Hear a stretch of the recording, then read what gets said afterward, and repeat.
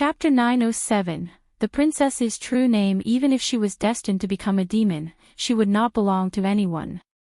To become the incarnation of a heavenly demon was the choice made by the killing princess herself. She killed Cerberus 13 times in a row, severely injuring numerous evil gods.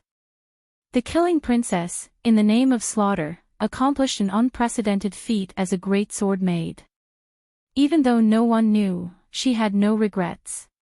As time passed, the black maid outfit that represented the ill-fated destiny of the killing princess became the heirloom of the great sword maid, passing through the hands of many. There were also those who tried to acquire the inheritance, but no one succeeded. This black maid outfit, stained with countless demon blood, including that of the mythical creature Cerberus and the blood of evil gods, was simply too much for mere mortals to bear. Until one day, a young man who knew nothing of this inheritance picked it up. The abyssal aura that clung to the black greatsword maid outfit inexplicably acknowledged this young man. The curse, mission, and tragedy that the killing princess once carried were also passed down to the young man. The young man was completely unaware of this destiny. Ha! Do I have to fight those evil gods too? And what about that big dog?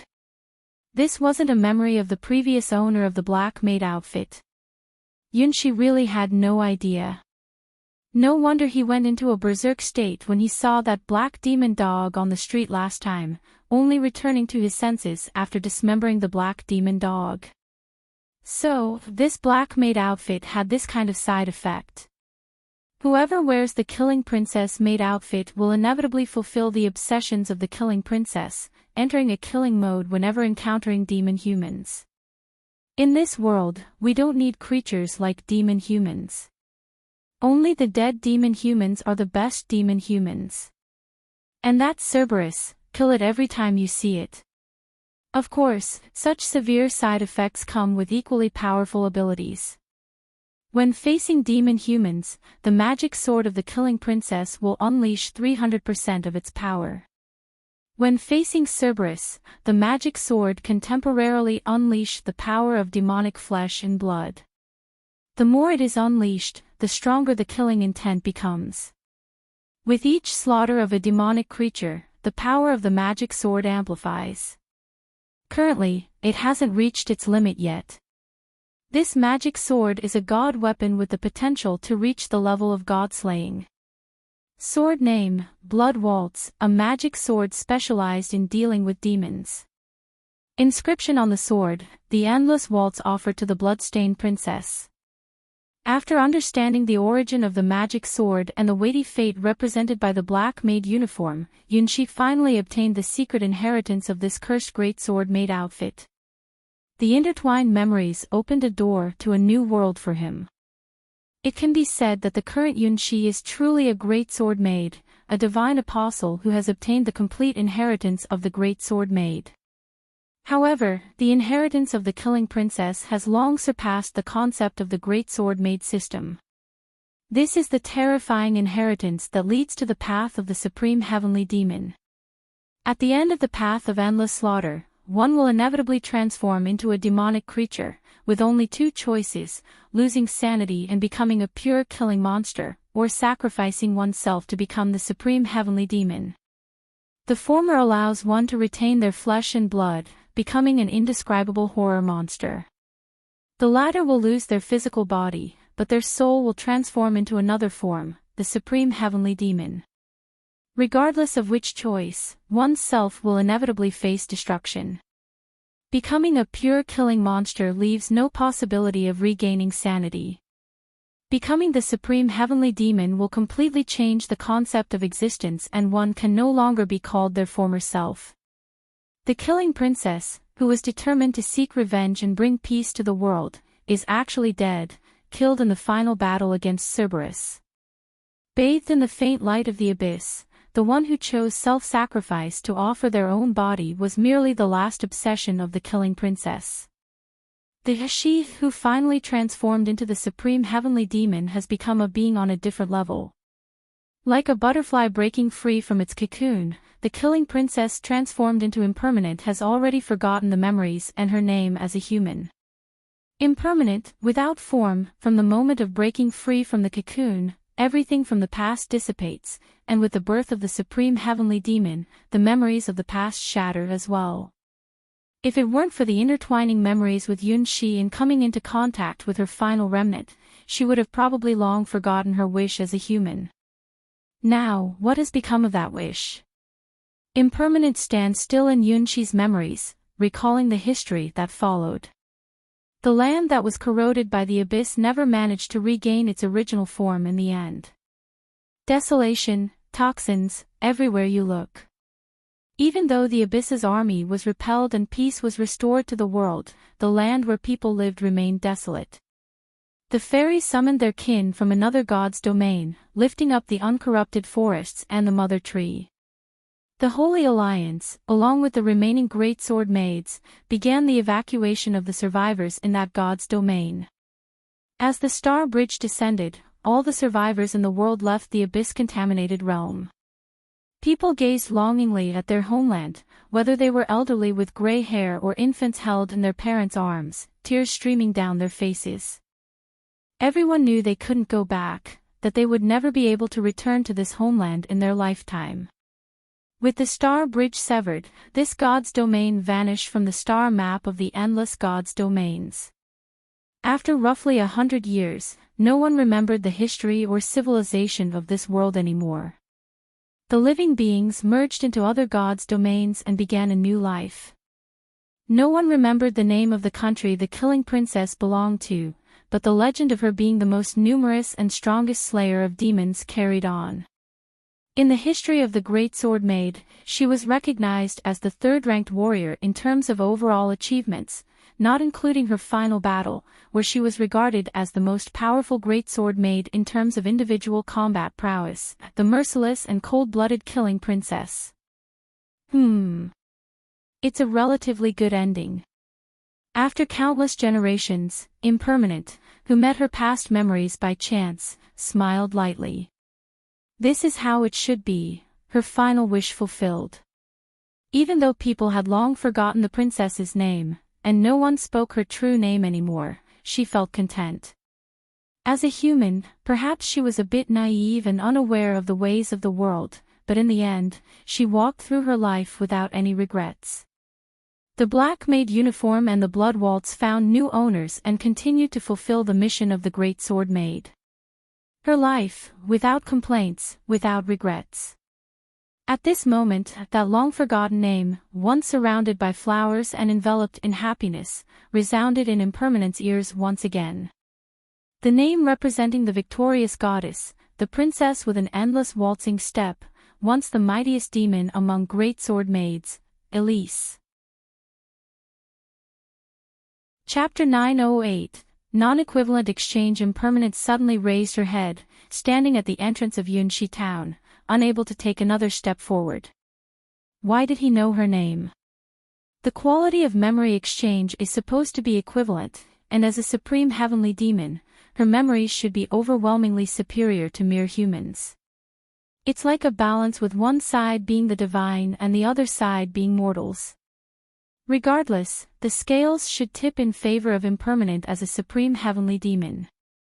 Why did she only see the young man being pulled by her childhood friend's hand to take the entrance exam for the Sword Palace, while he was already calling out her true name?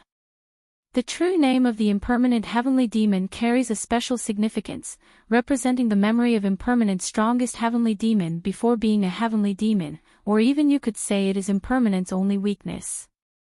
Just like something without a fixed concept, once it is named, it gains meaning in existence. Impermanent represents boundlessness. Impermanence represents the annihilation of all things. In Buddhist terminology, the meaning of impermanent and impermanence is the ultimate state of paranirmata vasavardhan, which is why only a few of the strongest heavenly demons in the heavenly demon are called impermanent. Impermanent is born from sentient beings of wisdom, and from the moment of birth, even the closest person will automatically forget Impermanent's name. Even the third-ranked, her, in the great sword maid only left behind the alias, the killing princess. Even the fairy, Kingfisher, who once followed her, has forgotten her true name. Elise, this name, even Impermanent herself has forgotten it, because it is no longer needed. Why do you know this name? Even I myself, no longer remember it. Impermanent gazes at the other side of the world, where the great sword stands in the deepest abyss, tainted by the bloody waltz of Cerberus. No, something isn't right. The amount of memory exchange between the two sides is clearly vastly different, so why is it that he knows this crucial true name before me? In the contract of the heavenly demon, it signifies that the one who holds the initiative in the contract is not the heavenly demon, but the contractee. Being known of one's true name by the other party also means that in the heavenly demon contract, the contractee's provided memory far exceeds the quality of one's own memory. This is impossible. All she sees is just the ordinary life of a 16-year-old boy, at most having a few somewhat unusual childhood friends. The world the young boy sees is so simple, peaceful. How could it possibly compare to the killing princess who has gone through endless abyssal slaughter and ultimately defeated Cerberus? Could it be that the contract believes that this ordinary 16-year-old boy's life completely surpasses her as the killing princess? This is unreasonable. Where exactly did things go wrong? If this continues, the initiative in the contract will completely reverse. She was the one who originally proposed the contract, forcibly erasing the disruptive order god's seal, and it was also her who ultimately pulled the young boy into the soul field, so why is it that she, as the supreme heavenly demon, is the one at a disadvantage in the balance of the contract? What caused the scales of the soul to completely tilt towards the other side, to the point where even her own true name was leaked? The true name Elise, which was completely erased from the world long ago when she became the impermanent heavenly demon. Therefore, Impermanent should be the strongest heavenly demon without any weaknesses. Similar to the white holy dragon with its sacred bloodline, the true name of Impermanent also possesses extremely terrifying power, being the only thing that can bind this kind of supreme heavenly demon like Impermanent. But this is your name. Yunshi blinked, looking at the girl on the side of the peaceful town where she was born, as the dawn descended from the deepest depths of the abyss through the sky. The transformation into the killing princess, now a supreme heavenly demon, made her figure even smaller than before. Time had not left any traces on her but seemed to flow backward.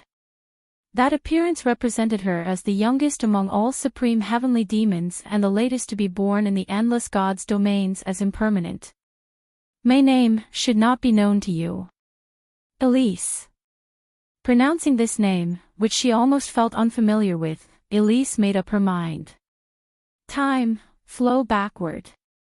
She wanted to see where exactly, at which point in time, the positions of both sides on the balance of souls had been completely reversed. The ability to go against the flow of time and observe the past is a true domain of gods.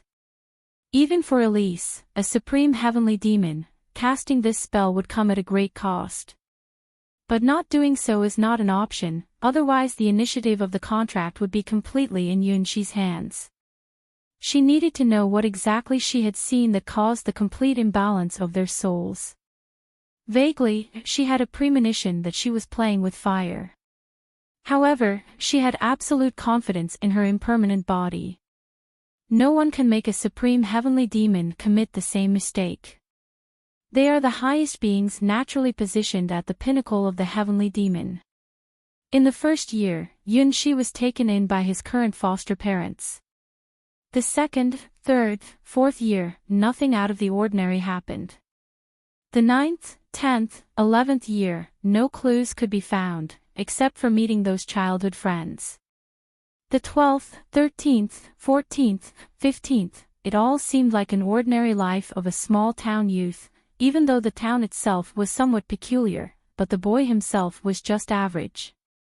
His dream was nothing more than marrying an ordinary childhood friend, inheriting his family's bakery, and then having a few children to live a happy and ordinary life. How could someone like him grow to the point of being able to summon a supreme heavenly demon? His first 15 years of life had nothing to do with the words legendary, to the extent that he probably couldn't even defeat a wild wolf. Compared to his invincible childhood friend, he was as insignificant as dust under the sun. With such a tiny soul, let alone supreme heavenly demon, he was even unfit to summon an enchantress. Why would the soul of such a person outweigh her on the balance of the contract and even obtain her long-sealed true name? Elisa's legend, blessed by countless people since birth. Enchanting numerous nobles at her first formal ball. Regarded as the future saint candidate when she attended the church school. Yunxi, dancing the bloody waltz, slaughtered millions of demons, ventured alone into the deepest contaminated areas, battled Cerberus for 7 days and nights, and killed the strongest black beast 13 times in a row. Sacrificing herself, she dealt fatal blows to numerous evil gods, transformed into the supreme heavenly demon, and earned the name Impermanent. Yunxi's legendary journey. Abandoned by unknown parents by the roadside, she was adopted by an ordinary childless couple. He met Hua, a talented childhood friend from the Western Gods domain, and completed her compulsory education at the public school in town. He became the owner of a bakery and formed closer relationships with her childhood friends. None. Even if he sacrifices millions or tens of millions of identical souls, his life still cannot compare to Elisa's finger. The contract with the heavenly demon is based on mutual consent. The two parties of the contract will naturally achieve a dynamic balance. The monks who summon the enchantress with the Paranormative Vasavartan scroll understand the terrifying nature of the heavenly demon more than anyone else. When summoning the heavenly demon, they are aware of the taboos involved and are cautious at all times. However, they still often lose themselves and perish. Unaware and fearless, Yunxi summoned the highest-ranked impermanent from the endless gods' domains, completely unaware of the madness of her actions. Even a highly cultivated monk who has attained the purity of the 6 senses and comprehended the concept of form is emptiness is form, cannot resist the control of impermanent. Impermanent itself is the embodiment of great liberation, representing the true form of the supreme heavenly demon that stands opposite to the position of the fruit of profound wisdom in Buddhism. Charm, intelligence, strength, impermanent possesses the highest rank in all aspects and has no weaknesses. It is not restrained by any Buddhist supernatural powers and represents the ultimate realm of the heavenly demon. If measured on the twin witches' golden scale, the counterpart of the impermanent heavenly demon is undoubtedly a deity, and a highly ranked one, at least 8th rank or higher. The sole quality of an 8th-ranked impermanent, in the balance of the contract, unexpectedly tilted towards Yunxi's side. This is an extremely unusual situation. Even if it has to pay a tremendous price of weakness, impermanent must find out what exactly happened. At what point in time did the anomaly occur? After the age of 15, the timeline moved forward once again. Finally, the day of Yunxi's 16th birthday arrived. This day, it's this day. Elisa's whole body trembled slightly. It was a day she had once overlooked but now finally realized that something was amiss. Because on this day, a mysterious object appeared by the young boy's side. On the young boy's 16th birthday, he received an extraordinary gift. This node that she had once inadvertently overlooked, when it appeared for the second time on this day, she realized that something was wrong. Where did that golden retriever come from? How could such a magical creature exist in this small town? That flawless golden fur, accompanied by wise and beautiful eyes, clearly belonged to one of the rarest and most extraordinary creatures in the Western Gods' domain, the legendary Golden Princess with the bloodline that brings luck to people. As someone who inherited the ancient royal bloodline of the Western Gods' domain, she unexpectedly overlooked such an unusual occurrence. Even she, who has only seen it in the church's illustrations, had never laid eyes on a golden retriever with such pure bloodline. That legend is not unfounded. The truly pure-blooded royal golden retriever originates from the same level of mythical creature as Cerberus, the legendary magical being said to bring luck and wealth to its owner. In order to prevent the bloodline of these miraculous golden retrievers from extinction, the royal families of the Western Gods' domain even resorted to forbidden means, allowing a fraction of these adorable, non-aging golden spirits to survive. Without exception, they are all golden princesses, and the pure-blooded golden retriever bloodline now only remains in the female branch. Chapter 909. Night of the Stars. How could she overlook such a glaring abnormality? As a former princess of the Western Gods' domain, even if she had never personally held a real royal golden retriever princess, she would never overlook such a unique and more precious than gold golden spirit. Undoubtedly, it all began on this day, with the mysterious golden princess appearing beside the young Yunxi, and things started to become strange. Observation, complete observation. Standing above the river of time, Impermanent widened her eyes, while the six-eyed heavenly demon emitted a cold brilliance, recording every minute and every second of Yunxi's 16th birthday. In the morning, Yunxi rolled off the bed, accidentally hitting his head, rubbing his swollen forehead with a helpless expression on his face. It seems like he had a nightmare. Pushing open the window, Yunxi basked in the morning sun and said, "Hello, world. Happy birthday, Yunxi." Just like any other ordinary morning, an ordinary and unremarkable young boy. Preparing the bread, waiting for customers to arrive and selling the arranged loaves one by one, until that youthful voice, accompanied by the sound of bells and footsteps, arrived. "Little Shi, here's your bread." With the understanding of a pair of lovers, Yunxi gave the hidden cream-filled bread to his childhood sweetheart. "I love you to death, little Shi." Hua, full of vitality, shining like the queen of summer, also brought light to the young boy's heart today. However, in Impermanent's eyes, the young boy didn't appear as happy as he seemed. His gaze always carried a hint of melancholy, as if a moment of parting was approaching. He was only 16, yet he behaved far more mature than his appearance suggested. Next, he began counting something peculiar. "Ms. Miley from the flower shop at the street corner is 12 this year, should be able to talk in 3 years. Miss Phyllis, the young lady from the neighboring town's gemstone shop, recently turned 17. It seemed that the shopkeeper hinted at the idea of me marrying into their family when I last visited. Yi Li, the daughter of the cake shop across the street, is also very cute.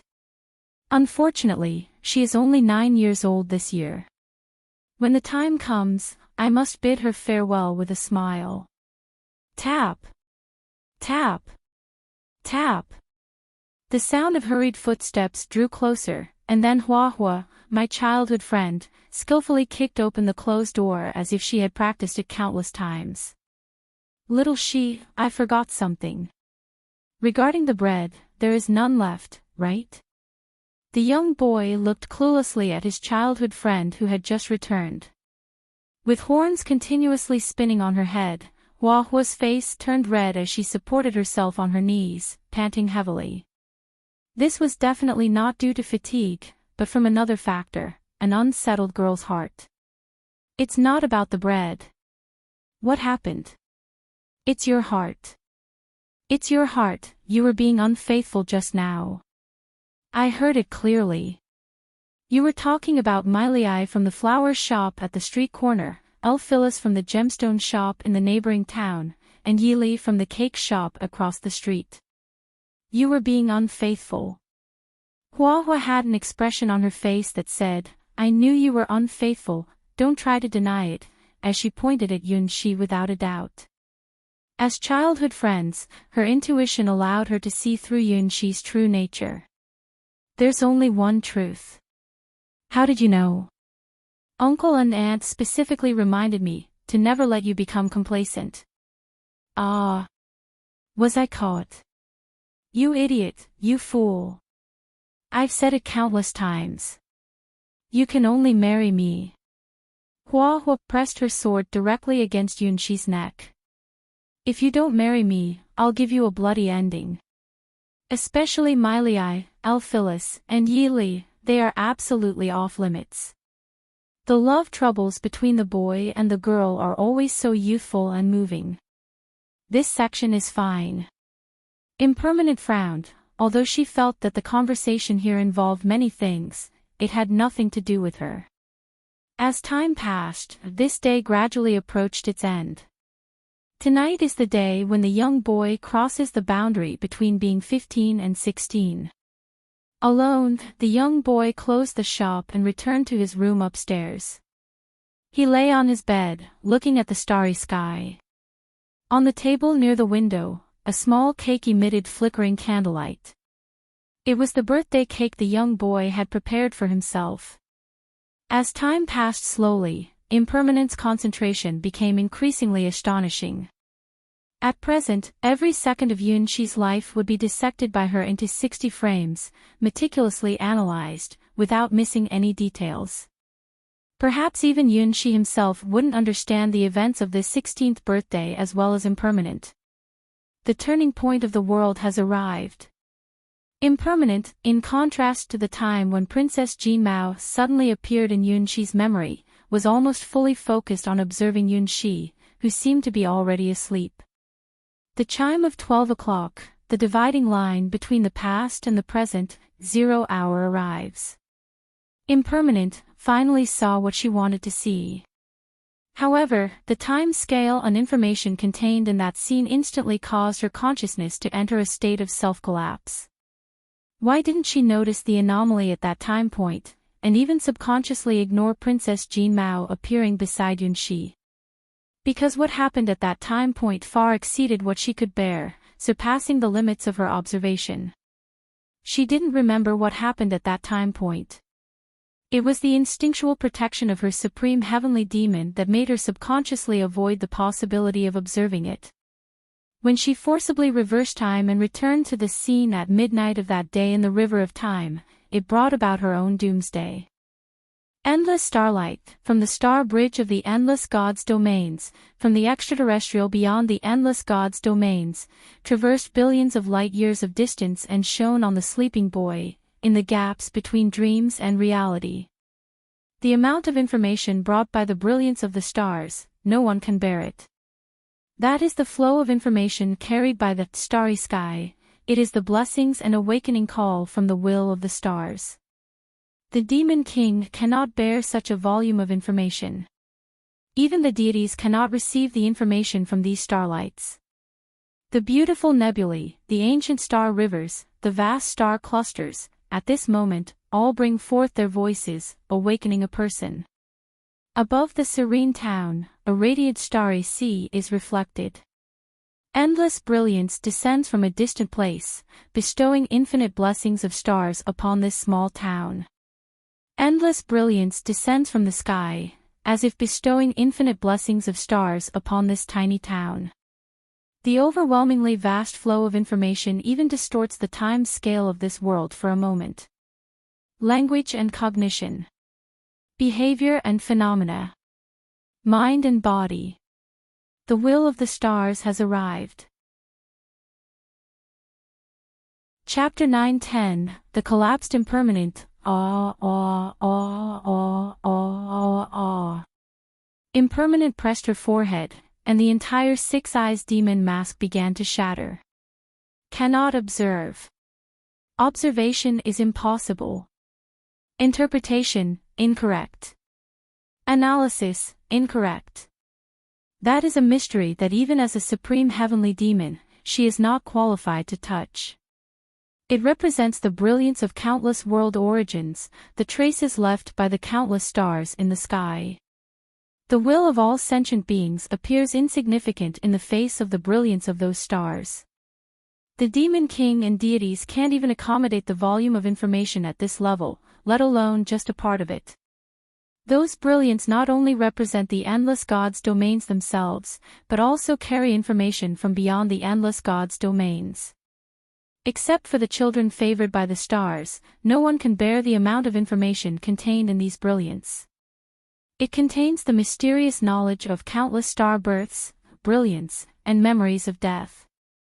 They are part of the Sea of Stars, a magnificent entity formed by countless worlds converging, the divine radiance embodying the essence of the endless realms.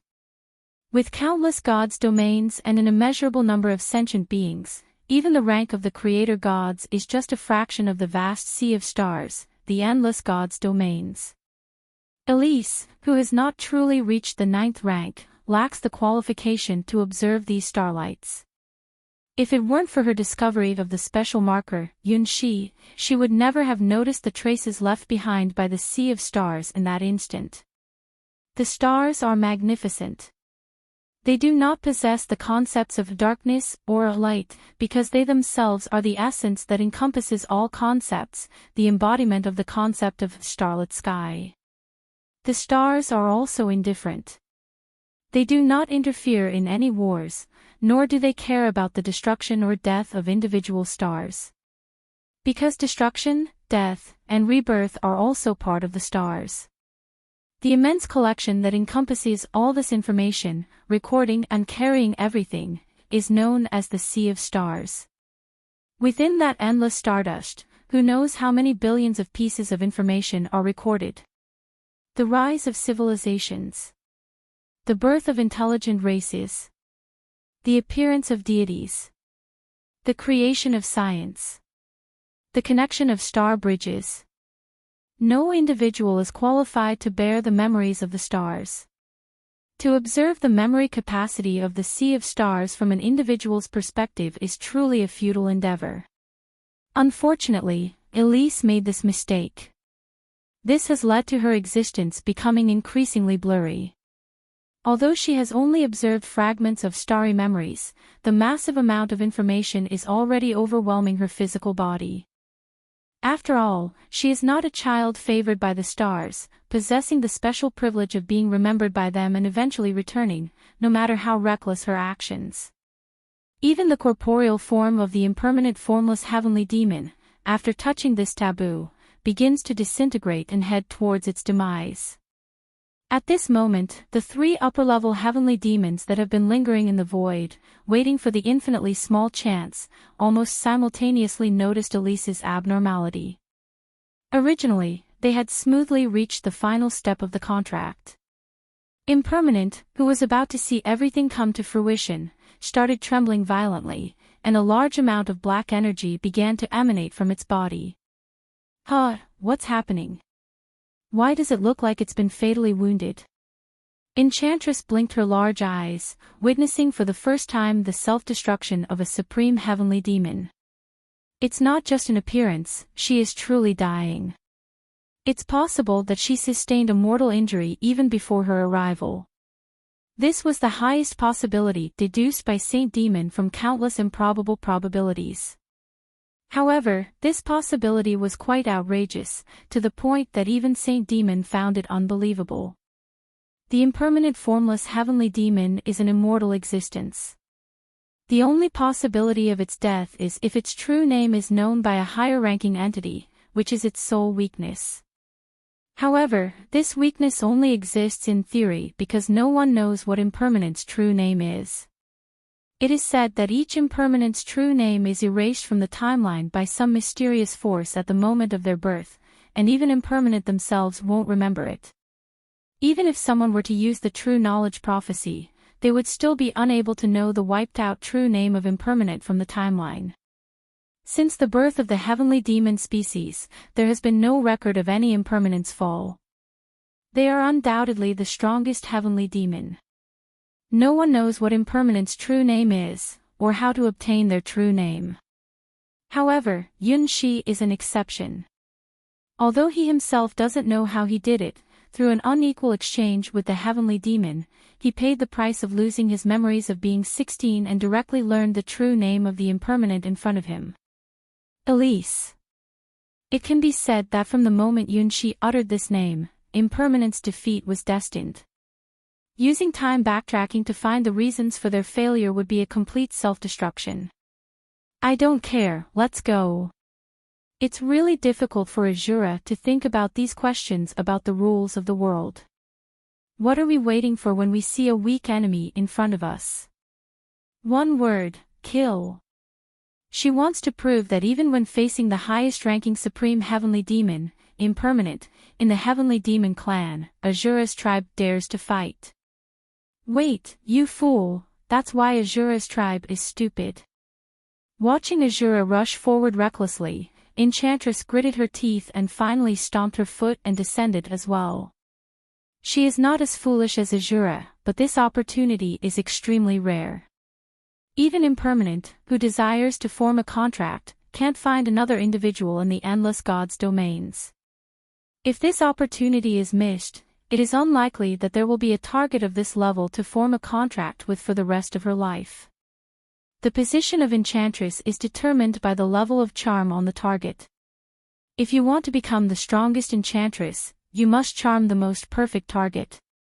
The probability of victory is over 50%. Compared to impulsive Azura, Enchantress, who follows her own desires as a saint demon, is the one who finally makes the decision. Considering all known information, she calculated that her chances of winning were 50%. Impermanent, who fell into a critical state for unknown reasons. Azura, who is eager but lacks finesse. The greatest formidable enemy, Enchantress. With the calculation concluded, there is a need to give it a try. Finally, the last top-ranking heavenly demon also descended.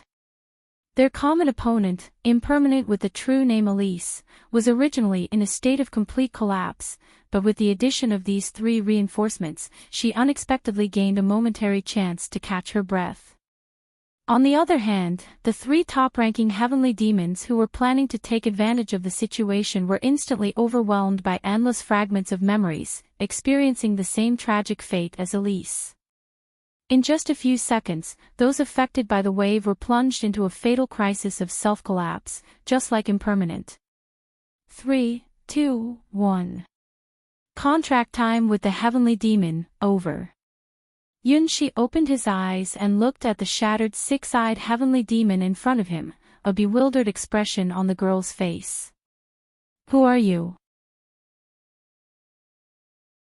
Chapter 9:11. The reborn heavenly demon. Finally, the heavenly demon that appeared before Yunshi was none of the 4 heavenly demons he knew. However, it possessed different characteristics from the 4 heavenly demons at the same time. She was about 1.6 meters tall, seemingly the average height of the 4 heavenly demons, with perfectly curved body lines and flawless, white skin, radiating strength. Her chest was high and prominent, showcasing Enchantress' inherent advantage, while her slender legs inherited Azura's contours, appearing exceptionally powerful. On her snowy white forehead, the 3rd eye from Saint Demon slowly opened, exuding a radiance of infinite wisdom. The 6-eyes demon mask, broken and only half remaining, hung from the end of her hair, a testament to the lingering presence of Impermanent. She was Enchantress and also Saint Demon. She was Azura and also Impermanent. Judging from the final stance, Saint Demon did achieve the final victory she envisioned, suppressing the chaotic Enchantress and Azura, hence the facial resemblance between this heavenly demon and Saint Demon was the greatest. However, Impermanent, who had reached the final step of the contract with Yunshi, only had a small fragment left hanging in her black hair, giving a very weak sense of existence. I won. Saint Demon, who had gained dominance, smiled. Although some parts of her body felt somewhat unfamiliar, especially her heavy chest, she was the ultimate winner. Impermanent's consciousness fell silent. Enchantress and Azura were too eager to take the initiative, resulting in their memories being stirred up and thrown into disarray, like clothes thrown into a washing machine before terrifying memory fragments. In the end, Saint Demon, who entered last, became the one who laughed last. It appeared to be so. However, Saint Demon didn't have the chance to celebrate for long before she realized that the tragedy she had encountered was far from over. Those fragments hadn't disappeared at all. The memories from the stars continued to erode the existence of the 4 heavenly demons. Yunshi's contract only weakened the destructive power of these memory fragments to a great extent, but the remaining small parts still inflicted fatal harm upon them. Just less than 20 seconds after gaining control of the body, Saint Demon's consciousness, just like the other 3 heavenly demons, was thrown into the washing machine called stellar memory, undergoing the cleansing of the profound will of the stars. Therefore, the unique heavenly demon that unified the final 4 heavenly demons before Yunshi had a gaze that instantly became blank. There was never going to be a winner in this battle from the very beginning. Even when combined, the soul memories of the 4 heavenly demons were still so insignificant compared to what Elise had glimpsed. Their failure was destined. Ah! Is this my heavenly demon? Yunshi looked at the heavenly demon before him, who was like a blank slate resembling a baby, and felt a sense of distress. Wasn't it said that the heavenly demon summoned by the Paranormata Vasavartan scroll was extremely dangerous, capable of seducing even the monks and making them lose control of themselves in the presence of Enchantress? If one can resist the temptation of Enchantress, then they can cultivate to reach the realm of seeing me, the Tathagata, and never fear any worldly temptation again. Why did the heavenly demon that he summoned, besides the initial one, become stranger and stranger, and in the end, even the original owner of the black maid outfit he possessed, the killing Princess Elise, appeared? Where has Elise gone now? What is going on with the heavenly demon in front of him right now, resembling a blank sheet of paper? In the mind of the heavenly demon, the brilliance of endless stars brushed again and again, almost cleansing the souls of the 4 heavenly demons, especially the most powerful impermanent heavenly demon, from head to toe. Only then did the consciousness of the new heavenly demon born from the fusion of the 4 heavenly demons emerge.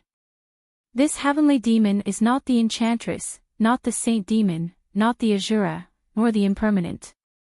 She possesses all the traits of the 4 heavenly demons, including memories and battle modes, but her sense of self is a blank slate, like a child in initial mode. As she opened her 3 eyes for the first time, the first thing she saw was Yunshi. Master, Master. The young heavenly demon looked at Yunshi and spoke for the first time. As a completely new heavenly demon that has never been born in the history of heavenly demons, she possesses the talents of 3 higher-ranked heavenly demons and 1 supreme heavenly demon. Charm, wisdom, and strength are all at their maximum racial values, along with the mystery that only supreme heavenly demons possess. This is the strongest young heavenly demon to be born in the history of the heavenly demon race, a newborn heavenly demon with infinite potential. Elise? Yunshi only knew the true name of the last appearing impermanent heavenly demon but had no idea of the importance of this true name to the impermanent heavenly demon. Elise, my name, she replied with a smile, accepting the name. As if being recognized by the world, the 6 eyes demon mask, which was originally in a fragmented state, began to regenerate rapidly. Although it had not fully regained its perfect state, that is, the pseudo-9th rank of the supreme heavenly demon, the recast 6 eyes demon mask became even more exquisite, with each eye radiating an eerie and mysterious brilliance. She is not the killing Princess Elise. The real Elise had actually died during the 7 days and 7 nights battle with Cerberus. And she, too, is not that impermanent heavenly demon. Impermanent heavenly demon Elise was born from the body of Elise in response to her dying wish, a supreme heavenly demon. If one were to insist, she should be the 3rd incarnation of Elise, a young heavenly demon born from the body of the 2nd incarnation, supreme heavenly demon Elise, having merged with 3 higher-ranked heavenly demons of the same race. She possesses the traits of 3 higher-ranked heavenly demons as well as those of her mother, impermanent heavenly demon Elise. She has 4 different forms: the Enchantress, that enhances seductive power, the Saint Demon, that enhances wisdom, the Azura, that enhances combat strength, and the most powerful and terrifying, impermanent, supreme heavenly demon. Being able to switch between 4 postures and choose the most suitable heavenly demon form is the innate talent of the newly born Elise. Moreover, her racial value grants her the potential for further evolution towards a higher level. Humans cannot comprehend the form of existence of the heavenly demon. This immortal and extraordinary presence possesses an extremely terrifying adaptability. Faced with the overwhelming burden of the stellar memories, the four heavenly demons made the same choice. Abandoning themselves and shattering their own concepts, the four heavenly demons merged together, with impermanent as their core, to form a completely new heavenly demon body. All of this is based on the agreement of the four heavenly demons and the contract established with Yunxi. Only by doing so can they survive the washing of the stellar memories. Finally, what was born is a heavenly demon that has never existed in the history of the heavenly demon population. This is a heavenly demon that possesses the power of the stars from the moment of its birth. This is the only one in the entire Endless Gods domains, named Starry Celestial Demon, Elise. Chapter 9:12, Your Heavenly Demon's Self-Destruction Caused by the Memory of the Stars. Also, because of the memory of the stars, it resurfaced from the wreckage once again. She is unique, the heavenly demon Elise belonging to Yunxi. So, does this mean we have successfully completed the introductory chapter? Yunxi extended his fingertip and touched the miniature six-eyes demon mask on Elise's horn. Unaware of the ecological nature of the heavenly demon race, he had no idea of the terror he had brought about. For him, who had been kissed by the four heavenly demons, the Elise in front of him was just a natural product of his cultivation of the Paranormata Vasavartan scroll. Let us keep silent for 3 seconds about the ignorance of the youth. Yes, I am the heavenly demon of my master. Elise sweetly smiled. Just as a newly hatched bird naturally regards the first creature it sees as its mother, Elise, who has been washed by the memory of the stars, naturally sees Yunxi as the most important person to her. Enchantress, Saint Demon, Azura, and Impermanent, the four heavenly demons, have all become part of Elise. So, what just happened?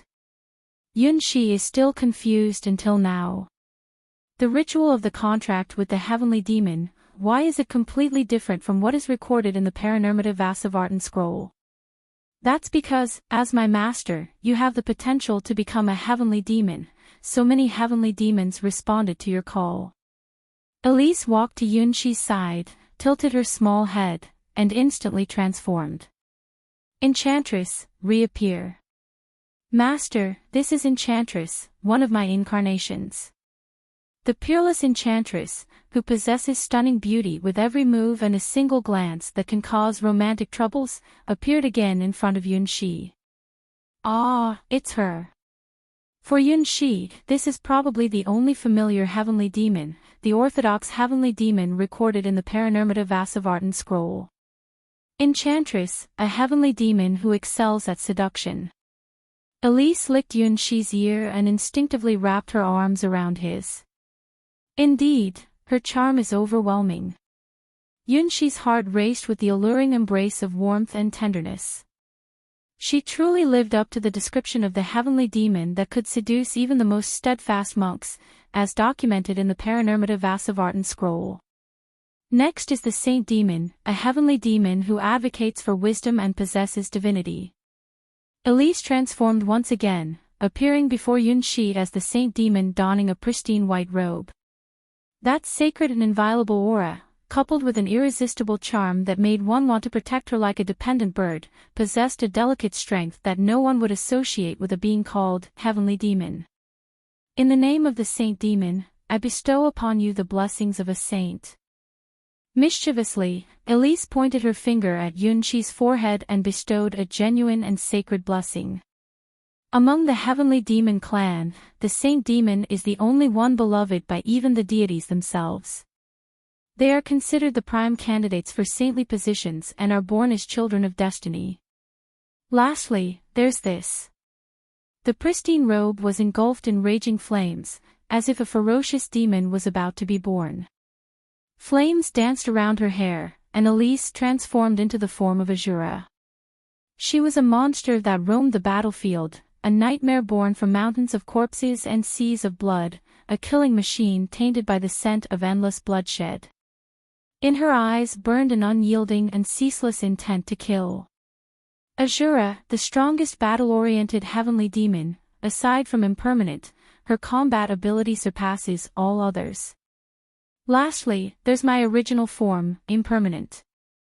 Elise put on the mask of the six-eyed heavenly demon and smiled faintly at Yunshi. Yunshi couldn't explain why, but when he looked at Elise wearing the six-eyes demon mask, he couldn't help but feel that she exuded a sense of mystery. Compared to the enchanting enchantress, the wise saint demon, and the deadly Azura, there was always a sense of uncertainty and elusiveness surrounding impermanent. She was clearly here, yet it felt as if she were still beyond reach, in a distant place. If it weren't for the soothing presence emanating from her, Yunshi would find it hard to believe that this heavenly demon belonged to him. Because I paid a significant price during the recent contract, the power of impermanent cannot be utilized extensively for now.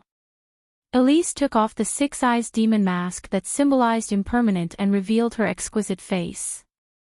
At the final moment of completing the contract, all four heavenly demons were nearly wiped out simultaneously. The current Elise is a fusion of the four heavenly demons, with impermanent as the core, resurrected as a newborn heavenly demon. The four descending heavenly demons had their powers almost entirely reset. Now, Elise needs to rebuild her strength from scratch. Master, which appearance do you prefer? As time passed, Elise's gaze became increasingly clear. The allure of the enchantress. The wisdom of the saint demon. The combat talent of Azura. The mystery of impermanent. As a fusion of four heavenly demons, the soul-starry celestial demon, even in its infancy, began to display its charm. The existence of heavenly demons is inherently ever-changing, with infinite possibilities. Either one is fine. Help me with my cultivation, said Yunshi, actually quite content with just the original enchantress. Summoning Elise unexpectedly, along with four different heavenly demon forms, was like a buy-one-get-four-free deal. I understand, Master. Let's begin our cultivation. Elise covered her small mouth and giggled. Their adorable master was truly as innocent as a sheet of white paper. Isn't cultivation with heavenly demon just about being affectionate and pafu-pafu? Nevertheless, they couldn't cross that line yet. They had to be a well-behaved and obedient heavenly demon.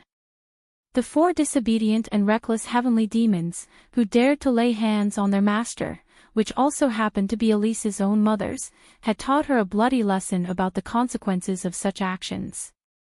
In order to avoid repeating the tragedy of her mother's, Elise started to gradually improve her favor with their master and slowly began her duties as a heavenly demon. So, Yunshi finally began the orthodox cultivation recorded in the Paranormative Vasavartan scroll. It was in this almost stagnant heavenly demon realm that he continuously visualized the forms of the heavenly demons. However, unlike other monks who cultivated the Paranormative Vasavartan scroll, the heavenly demon appearing before Yunshi always kept changing. At times, wearing a sheer veil that almost revealed her bare essentials, the enchantress strolled through the clouds, her waist swaying while she breathed out a fragrant sigh. At times, she transformed into a divine saintess, her hands clasped in prayer, occasionally revealing a glimpse of her snowy white cleavage. At times, she brandished her weapon, performing daring battle dances. At times, donning a mask of the six-eyed heavenly demon, she opened an umbrella and strolled with Yunshi amidst the traces of starlight. Chapter 9:13, Whispering of the Heavenly Demons. All right. Stop. After roughly 13 rounds of visualization, Yunshi found it difficult to restrain himself. The allure of Elise's heavenly demon form was even more terrifying than what was recorded in the Paranormative Vasavartan scroll. Naturally enticing, the slender figure of the enchantress was captivating. With a divine temperament, the saint demon occasionally revealed her snow-white skin. Full of aggression, Azura seemed ready to charge at him at any time and have their way with him. Wearing a beautiful Western-style dress, the petite impermanent exuded a sense of forbidden desire. With each transformation, Yunshi felt his noble and righteous heart face a great challenge. No matter which heavenly demon form Elise assumed, they were equally enticing and made one desire to commit forbidden acts. Moreover, he knew that no matter what he did, no matter how he sinned, he wouldn't be punished.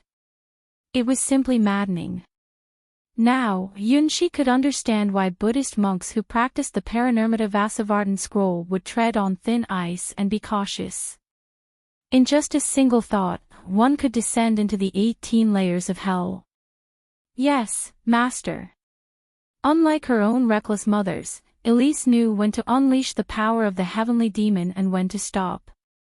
This must be an epiphany from the great stars. Today's session ends here. I'll come back next time for further contemplation. Yunshi wiped the sweat off his forehead, fortunate that there was no concept of time in the heavenly demon illusion. The Parinirmata Vasavartan scroll truly deserved to be the scripture of Buddhism. Elise is always ready to answer your call, Master. No matter when, Master can summon Elise, Elise said with a mischievous smile, digging a big hole for Yunshi. I'll need your help in the future. Yunshi, completely unaware of the terrifying entity he had created, left the ambiguous heavenly demon illusion with satisfaction. After Yunshi left, Elise's gaze instantly changed. It was a very, very dangerous yet incredibly pure gaze, like a pitch-black abyss of profound stars. Oh my, this is really a blood loss. Enchantress's figure appeared behind Elise, pouting discontentedly. This is fate, irresistible. Saint Demon's figure also emerged. She who had once been the last victor, had regret in her eyes, but more importantly, a calm acceptance of this fate. I yearn for battle, leave the fighting to me. Azura, who had also accepted this fate, licked her lips and revealed a bloodthirsty gaze. Silent amidst them was Elise, her six-eyed heavenly demon still in a fragmented state. Under the scouring of the memories of the starry sky, Impermanence suffered the impact of more than 90% of the enormous memory fragments, teetering on the brink of collapse. In order to survive and to continue existing, the four heavenly demons had no choice but to join forces and sign a completely unequal contract with Yunshi. The result of the contract was the birth of Elise, a brand new heavenly demon with the combined power of the four heavenly demons. However, the original enchantress, Saint Demon, Azura, and Impermanent did not disappear, but coexisted with the newly born Elise. Or rather, the young starry celestial demon Elise was actually a manifestation of a part of each of the four heavenly demons. From this perspective, Elise is both the child of the four heavenly demons and the four heavenly demons themselves. Elise, never did I imagine that I would also have a day to acquire Impermanent's true name. Enchantress looked at the silent Impermanent with curiosity on her face and asked, wasn't Impermanent's true name sealed away? That's because the absolute inequality of the contract allowed her true name to be known. This is probably Impermanent's only weakness. Saint Demon logically analyzed the reason for the leak of Impermanent's true name. So Impermanent has this weakness after all, I never knew before. Azura licked his lips and eagerly looked at Impermanent wearing a broken mask. Do you want to fight? I've never fought Impermanent before. Azura, as the most combative race among the superior heavenly demons, never feared any opponent, not even Impermanent as a supreme heavenly demon. Die. Impermanent coldly looked at the challenging Azura and slowly extended a finger. Azura, who was locked on by Impermanent's finger, suddenly started to deform drastically, as if something extremely terrifying was about to burst out from within him. A strange rhombus shape protruded from Azura's chest, becoming more and more apparent. 3 seconds later, Azura's body shattered with a crisp sound. Impressive, this is the first time I've seen Impermanent make a move, truly invincible. Enchantress exclaimed excitedly as she watched the dismembered Azura. Impermanent, the most mysterious heavenly demon with unparalleled power. Saint Demon didn't miss any details, recording every move Impermanent made and analyzing frame by frame. Come, let's fight again. After being instantly killed, Azura resurrected in the same spot 10 seconds later and charged towards Impermanent once more. Elise shrugged her shoulders and decided to ignore the heavenly demon war behind her. Moms are really energetic, even though they've become one, no one can kill anyone. I'd better continue practicing and wait for the summoning from my master. Good morning, Mayor. Yun-Shi, who woke up from the heavenly demon illusion, hugged her golden-haired princess tightly and took a deep breath. Definitely feels like the day hasn't started if I don't take this breath every morning. Master, is there something good happening? Mayor also happily absorbed Yun-Shi's scent, even more vigorously than Yun-Shi. I've made some progress in my cultivation. Yun-Shi jumped off the bed and put on her great sword maid attire. Not bad, indeed different from before. Perhaps due to inheriting memories from the previous great sword maid, the killing princess, the girl in the mirror appeared even more graceful and confident than usual. This is the true princess, the most dazzling crown at the ball. Even though her whole body was stained with Cerberus blood, she was still captivatingly beautiful. I will remember, I must kill any demon human I encounter. And also, take care of that Cerberus. Inheriting all the memories of the killing Princess Elise, Yun-Shi became more adept at using the black maid attire. This black maid attire, stained with Cerberus blood, also revealed its full functionality to Yun-Shi for the first time, representing her passing its test and becoming a true great sword maid, inheriting the honor and mission of the killing princess. Yun-Shi finally realized that this black great sword maid attire had 3 completely different modes. The maid mode in its normal state. The princess mode when wearing the kingdom's crown.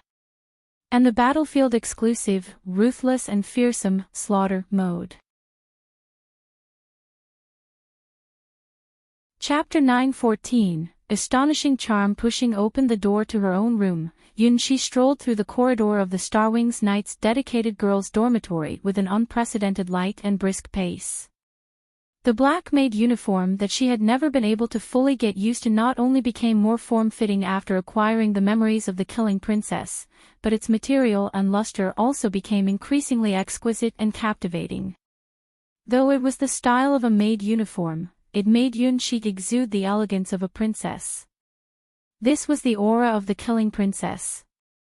Even bathed in blood, a princess is still a princess. All the members of the Starwings Knights who saw Yun-Shi couldn't help but cover their small mouths and looked at today's exceptionally beautiful and captivating May with shining faces. Perhaps only Yun-Shi himself hadn't realized just how astonishing his charm had become after forming a contract with the heavenly demon. As demonic creatures capable of tempting even Buddhist monks, heavenly demons possessed irresistible charm regardless of their type. By forming contracts with 4 heavenly demons simultaneously, Yun-Shi also inherited some of their talents. The Enchantress's charm. The Saint Demon's wisdom. The Azura's strength. The Impermanent's mystery. The blend of the 4 heavenly demons' auras, along with the memories inherited from Elise, resulted in the current May. Beautiful and elegant. Mysterious and dangerous. It was a charm that caught one's gaze at first glance, a unique allure of long black hair. May, you look so beautiful today. Even the dim-witted secretary who had always been called the brainless busty one by the Starwings Knights Commoners faction noticed that May today was extraordinary. Is that so? Really? It looks plain to me. After repeatedly envisioning various postures of the heavenly demons, Yun-Shi didn't think that the black-haired maid in the mirror was particularly beautiful. Compared to the heavenly demons, she was just average. Her skin has become fairer. The texture of her hair has also improved. Her chest has also grown a little. Compared to the muddled sorcery of Ling Ling, Mei Lan examined herself thoroughly from head to toe and came to a conclusion that would make all the girls in the Starwings Knights scream. Mei has truly become more beautiful. Moreover, the change in her aura is even greater than the change in her appearance. That composed feeling, that elegant and captivating aura, she had only seen it before in the Starwings Knight's leader, Hua Yu. The current mate truly resembled a princess. Oh my, it's not just an illusion. May, what skincare product did you use? Yes, hiding secrets is not good. May, which product from God's domain is it? Your chest has even grown, May. Did you use cosmetics with demon dragon blood in them? In just that short 1 minute, Yunxi was surrounded by the girls of the Starwings Knights. Topics about skincare, cosmetics, and chest maintenance are the never-ending focus for the girls. No. Really, there is no such thing. Yunxi, covered in sweat, looked at the Starwings Knights members who had enclosed him. When it comes to skincare products and cosmetics, he really has no clue. As an upright gentleman, how would he know the topics that these girls are interested in? He doesn't even know whether lavender essential oil is extracted by frying or boiling. Then why do you smell so good, May? Yeah, what kind of perfume is this? I've never smelled it before. This smooth skin, sob, May, you shouldn't keep it a secret. I've been worried about my skin getting dry lately. Yesterday, my hair wasn't this soft. The girls' curiosity was strong, their actions decisive. Yunxi's struggle was destined to fail. The girls, who naturally loved skinship, almost melted Yunxi with their passionate gazes. Many of them were even wearing pajamas, revealing cute lingerie and beautifully sculpted arms, without a trace of wariness towards Yunxi. Gaw! Look over there, a fool who has fallen into the abyss. They're already beyond saving, there's no cure. It's not surprising if they're devoured at any time, day and night without rest, they're doomed. Several bloodthirsty birds flew around Robin, issuing malicious cursed prophecies towards the devilish Yunxi. What chaos, my future. As a mysterious sex prophet who has been dealing with all sorts of peculiar things since childhood, Robin rubbed her forehead. She was just here to have breakfast, but she didn't expect to witness such a thrilling scene. It's obvious that May made a deal with some undisclosed entity and gained an otherworldly charm. Looking at the girls surrounding her, one by one, they were all abnormal. It's better to stay far away from her, otherwise, if I get involved too, it will be disastrous for me. A gold piece will always shine. May has always been a charismatic person. Sitting next to Robin, Hua Yu, the leader of the Starwings Knights, revealed a meaningful smile. You all spoil her too much, Robin stirred the sugar cube in her cup. After joining this organization called the Starwings Knights, I realized it's essentially May's Night Order. Unconditional love for May. Being fed May's bread all day long. The day won't start without seeing May. Whatever May says is right. Whatever May does is good. You're all poisoned. It's called May's poison. On the contrary, it's not that we spoil May too much, but rather May spoils us too much. Hua Yu elegantly drank her breakfast milk and tore open the freshly served Starwings Knight's exclusive cream bread. Taking a bite of the golden cream bread, Hua Yu revealed a happy and gentle expression. In this world, there is no one who cares about us more than May. If it weren't for May, the Starwings Knights wouldn't exist. May doesn't need the Starwings Knights now, on the contrary, the Starwings Knights can never be separated from May. Don't you find it strange, this kind of relationship? As the newest member to join the Starwings Knights, Robin has always been unable to understand why the bond between this knightly order and May is so intimate. It's beyond the description of comrades of the knightly order or friends, but rather a bond that surpasses sisterhood and brotherhood, tighter than blood ties. What's even more peculiar is that after joining the Starwings Knights, she, who had always been unconsciously ignored as the being of nightmares, has begun to integrate into this group. Chapter 9:15, Shocking Treasure. This isn't right. no one knows better than Robin how terrifying the curse entangling her is. People, always subconsciously forgetting her presence, unable to remember her name. She's like air, even on bustling streets, she's like an invisible phantom, unnoticed by anyone.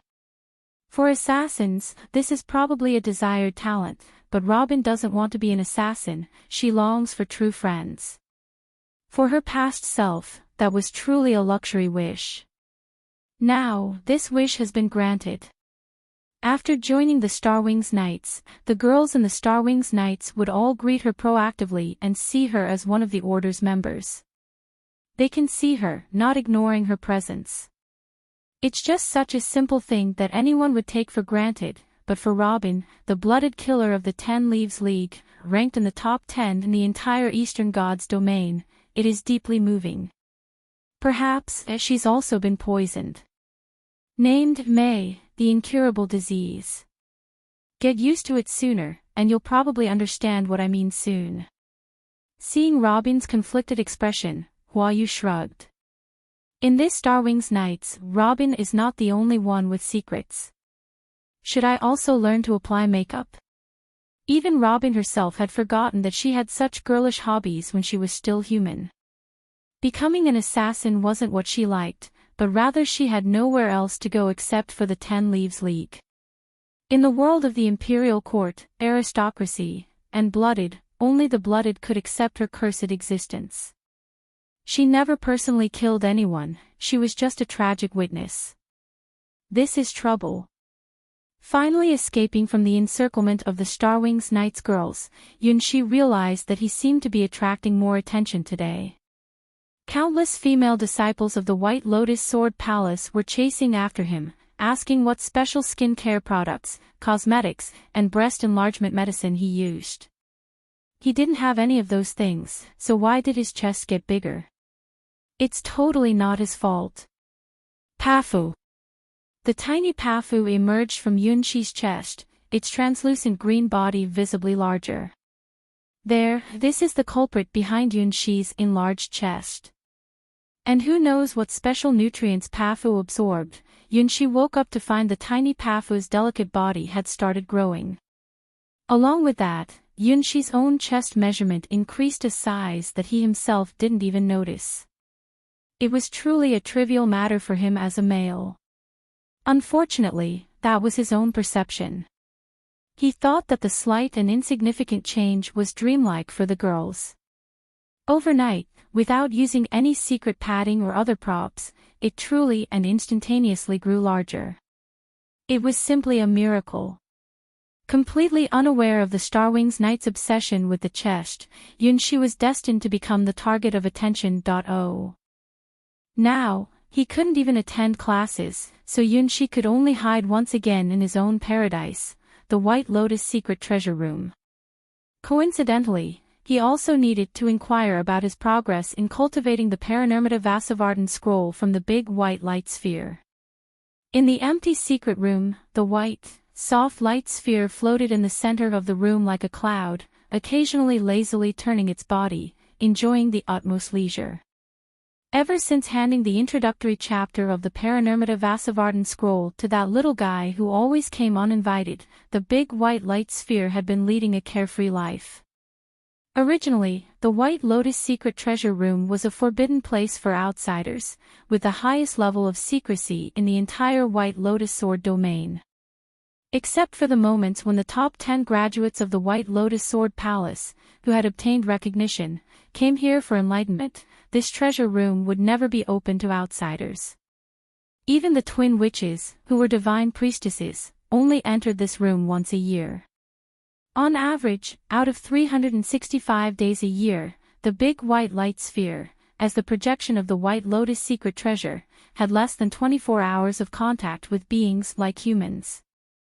The rest of the time, it could sleep in whatever posture it liked, transform into whatever appearance it desired, completely indulging in carefree leisure.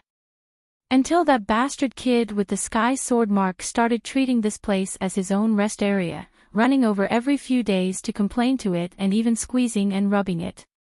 In its entire life, the big white light sphere had never been so disrespected by anyone, and unfortunately, its setting prevented it from retaliating against this guy.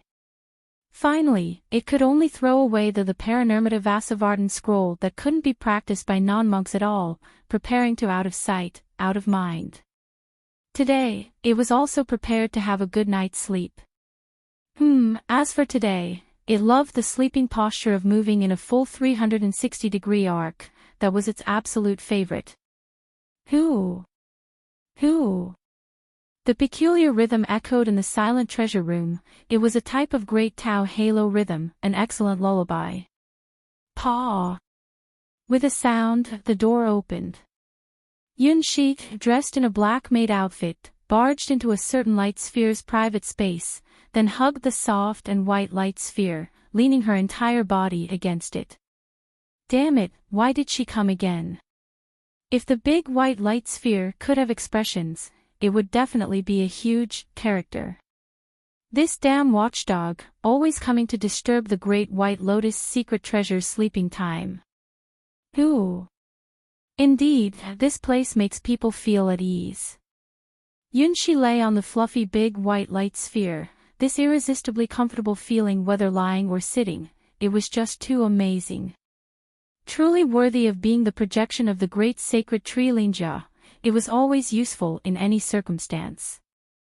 The big white light sphere remained silent on this matter, even resistance was impossible, it could only endure. However, why did this brat come again so quickly? Wasn't he supposed to have gone astray and cried while returning the six-eyed heavenly demon after practicing the Paranormata Vasavartan scroll?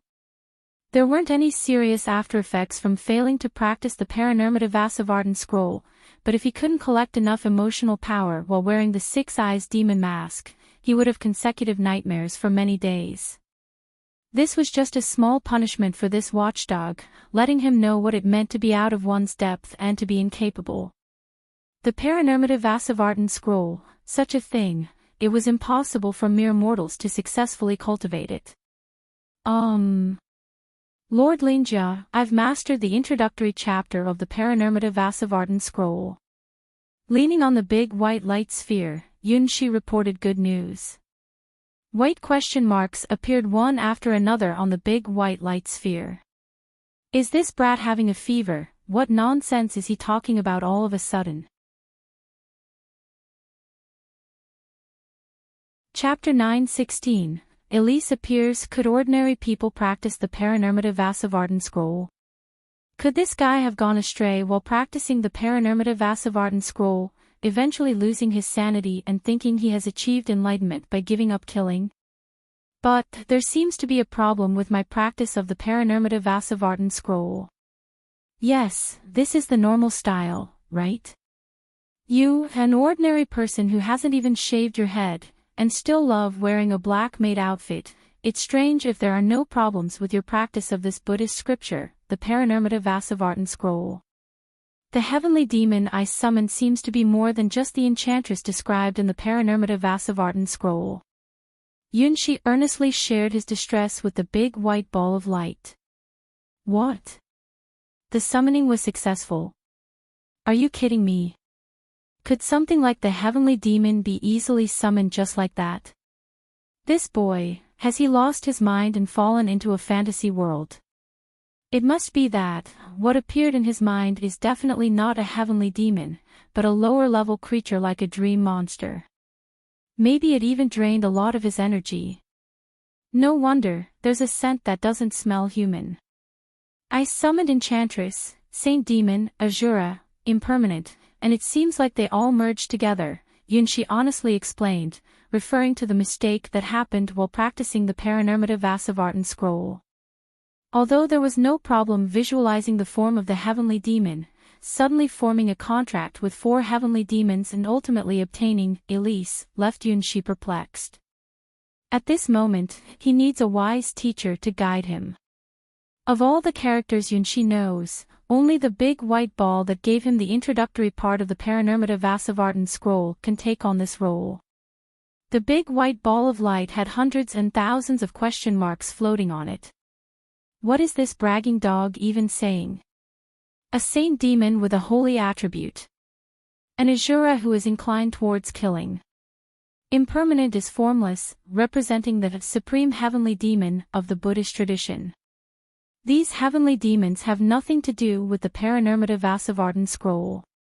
If practicing the Parinirmata Vasavartan scroll could summon these high-ranking heavenly demons, even supreme heavenly demons, then this Buddhist scripture would be of the highest level, connecting directly to the origin of Buddhism. Impermanent heavenly demons are equal to the attainment of a golden body in Buddhist practice. In terms of ranking within the endless gods' domains, impermanent is close to the 9th rank of the legend rank, field, heavenly demon. That's why it can be called supreme heavenly demon. It only provides an introductory chapter of the Parinirmata Vasavartan scroll to this bragging dog, so it's not absurd to think it can summon higher-ranking heavenly demons. This kid is beyond saving, beyond saving. Realizing that someone had completely lost control while practicing the Parinirmata Vasavartan scroll, the bright white sphere kindly wrapped Yunshi in its light, indicating that they would soon be unable to see this privileged dog again. Oh, by the way, you haven't met my heavenly demon yet, have you? I'll summon it now. Yunshi could feel the benevolence radiating from the bright white sphere and felt deeply grateful for it.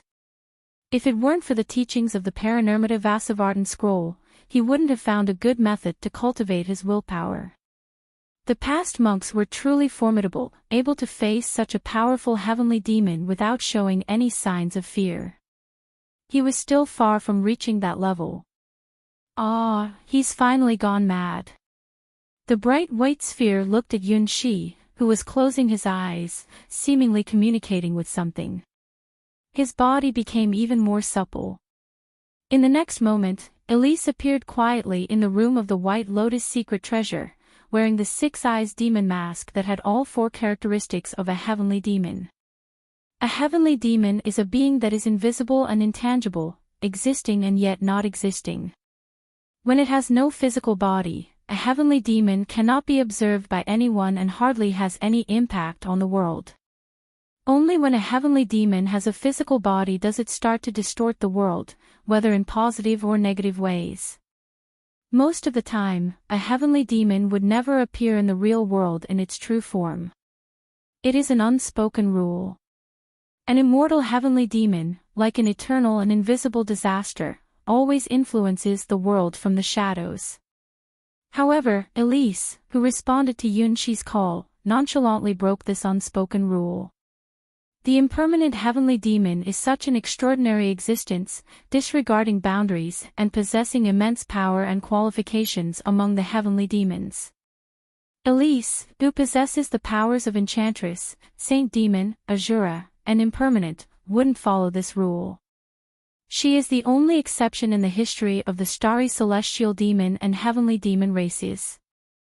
This is Elise, my contracted heavenly demon, Yunshi said nervously, as if he were introducing his girlfriend to his parents, while looking at the large solidified white ball. As a projection of the sacred tree Linjia, the white ball has accumulated countless wisdom and knowledge over the long years. It even has records of secret Buddhist scriptures like the Parinirmata Vasavartan scroll. Now it seems to be malfunctioning. This, indeed, is a real heavenly demon. And it is not the target summoned by the Parinirmata Vasavartan scroll, the Enchantress. It is a completely new species, an upper-level heavenly demon that even the wisdom repository of the sacred tree Linjia has never recorded. Hello, esteemed sacred tree Linjia. Elise, with a calm smile, gently took Yunshi's hand and leaned naturally against him, just like true lovers would. Yunshi was completely unaware of Elise's harmless gesture, especially compared to the reckless and unruly enchantresses. Elise was really well behaved. However, her slightly raised canine tooth quietly revealed a little secret in Elise's heart. This is not a plot, but rather the wisdom of a heavenly demon. Compared to the 4 mothers, Elise was clearly more advanced in her understanding of how to win Yunshi's heart.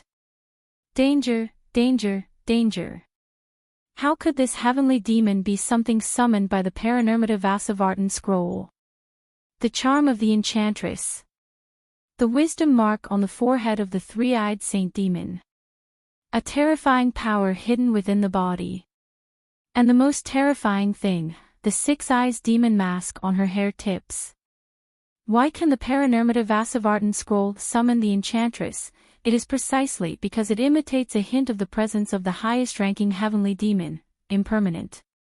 Even though they knew it was a fake, a deceitful six-eyes demon mask created to represent the impermanent without form concept in Buddhism, the enchantresses still couldn't resist that aura and would respond to the summons.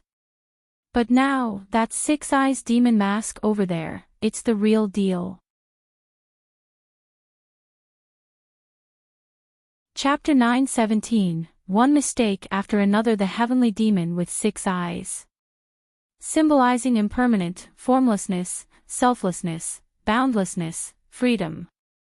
The supreme heavenly demon who reigns at the pinnacle of the heavenly demon species.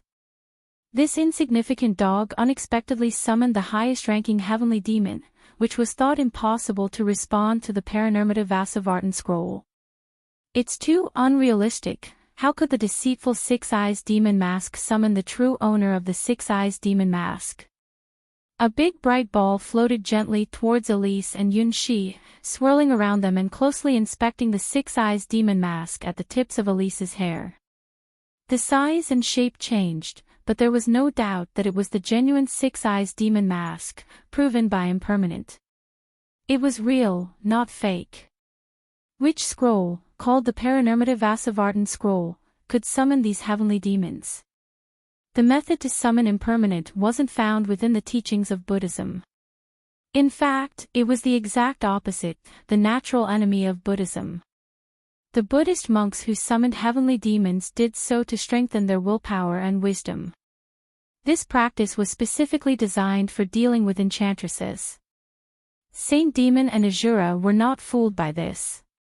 Even more so, impermanent knew better. Is there a way to find out the practice method hidden behind the Paranormative Vasavartan scroll? Does Sacred Tree Linja possess it? Yunxi had no idea about the shocking and extraordinary actions he had just committed. What comes after the practice method of the Paranormative Vasavartan scroll? You have already practiced the sacred scriptures to an unprecedented level. What more do you need in terms of further practice? Even the one who created the Paranormative Vasavartan scroll couldn't summon impermanent, the woman with special powers. If we divide the secrets of the Paranormative Vasavartan scroll into 3 levels, you have already reached a non-existent 4th and 5th level. How much more do you want to learn? A bright white ball of light spun around Yunxi, as if trying to see through the body of this person dressed as a black maid and understand their true nature. Unfortunately, as a projection of the sacred tree Linja, it only has the ability to store various books and help those humans who lack insight to comprehend the wisdom contained within. It doesn't possess any other abilities. Even the power to harm a single finger of a human is beyond Yunxi's abilities, which is why he was bullied by him. But since even something like the Paranormative Vasavartan scroll can be cultivated, reaching such a peculiar realm, it seems that this privileged dog has a connection with Buddhism. In that case, should I continue recommending some Buddhist scriptures to this kid, so that he can cultivate to the realm where form is emptiness and emptiness is form? Once he reaches that realm, this privileged dog won't disturb its peaceful dreams anymore, right? Let's see, there are still quite a few Buddhist scriptures in stock. Should I try recommending the Miao Fa Lianhua Jing? It's a method that can make someone attain enlightenment while in their physical body. Also, this great compassionate Savior's record is not bad. This kid seems to have a soft heart, and he even cross-dresses. Whoosh!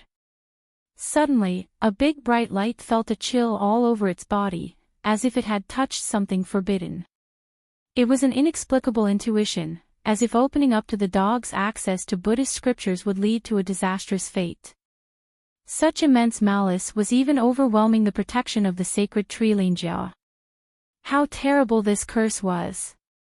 The big bright light quickly sealed the scriptures that could empower someone to become a great practitioner of Buddhism and continued to tamper with the Paranormative Vasavartan scroll. the introductory part had already been released. For the dog, there was no need to cultivate the orthodox part that followed. It was mainly a gradual summoning method to summon a stronger enchantress. Fortunately, there was still valuable information in the Paranormata Vasavardhan scroll on how to utilize the heavenly demon. Yes, this will do.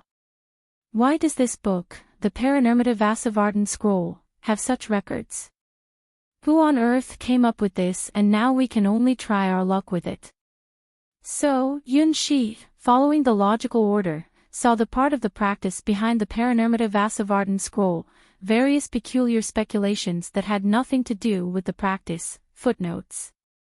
100 ways to coexist with heavenly demons. To subdue a heavenly demon, one must first understand the heavenly demon. No entry to hell, no becoming a heavenly demon. Reference to the heavenly demon population. Enchantress is not the end, is impermanent really there? It can be seen that these are not just the desires of one monk on the path of seeking heavenly demons, inside are detailed records that can be called going against the norm.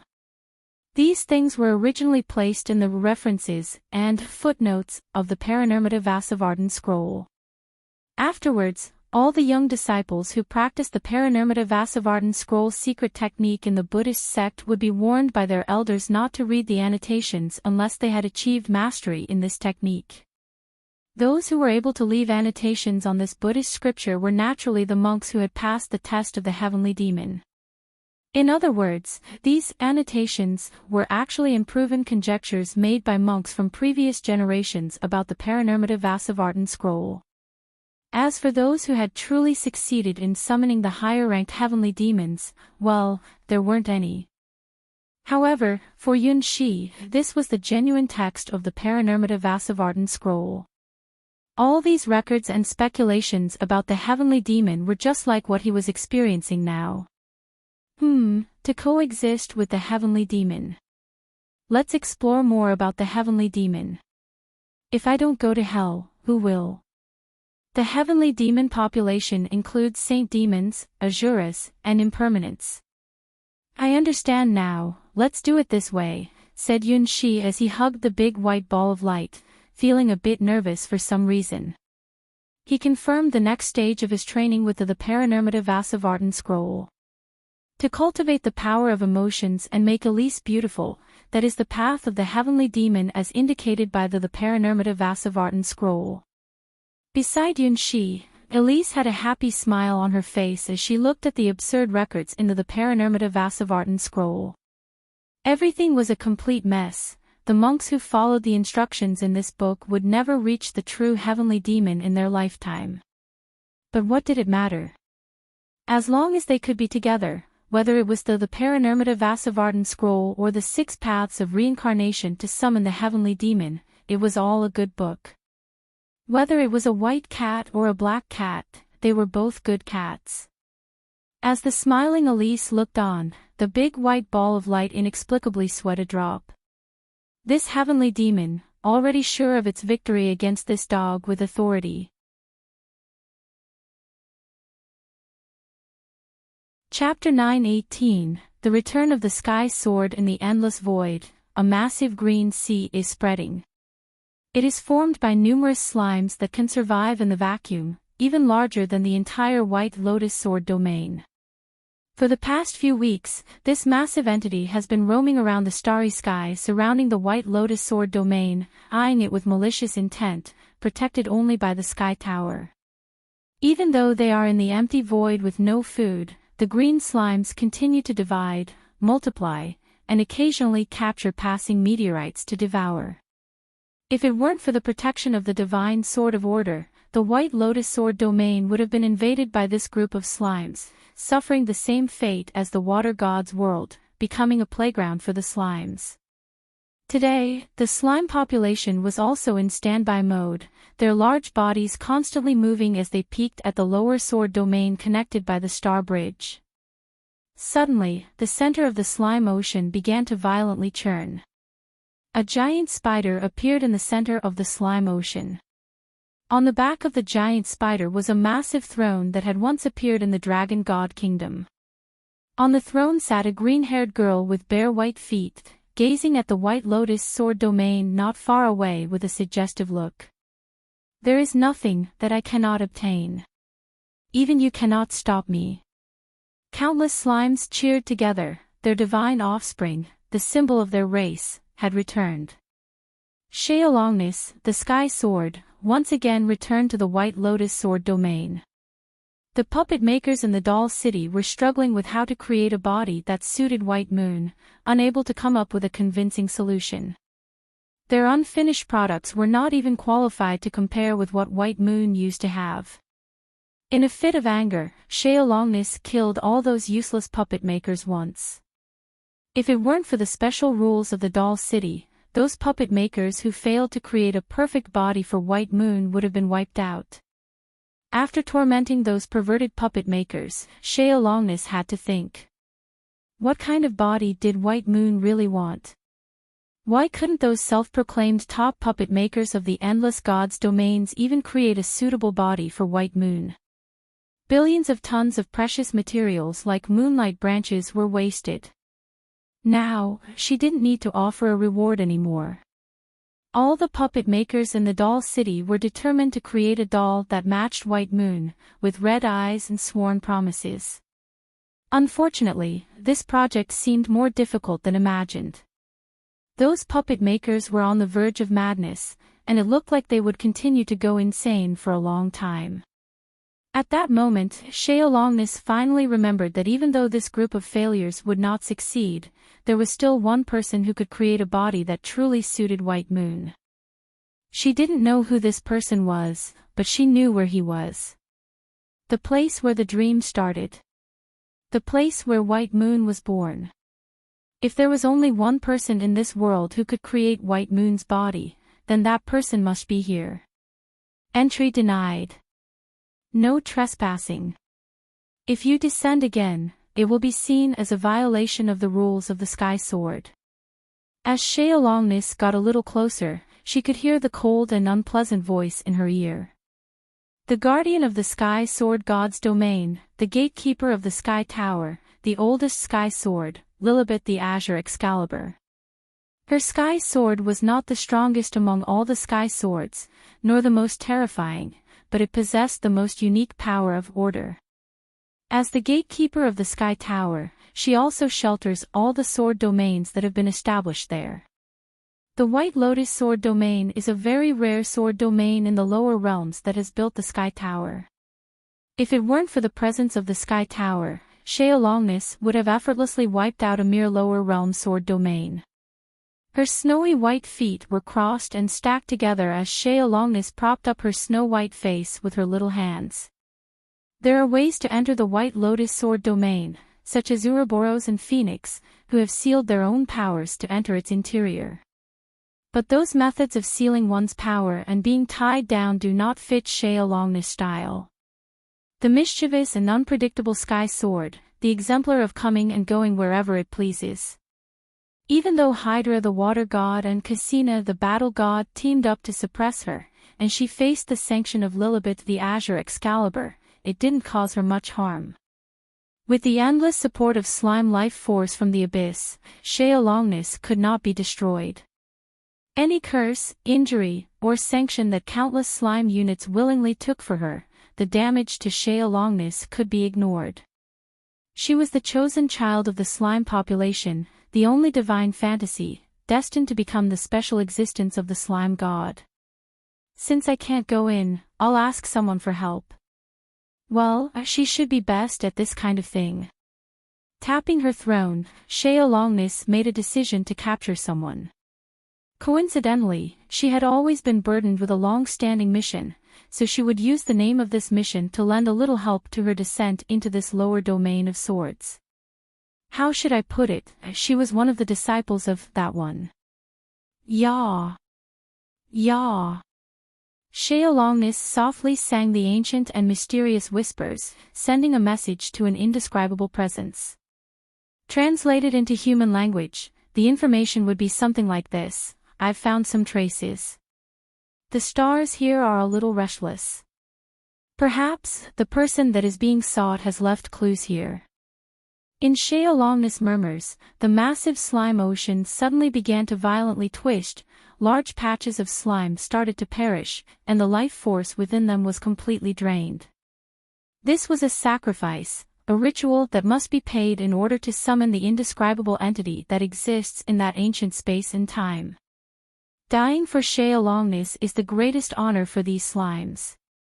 They eagerly release their life force, sacrificing themselves to a being that is opening a rift in the void.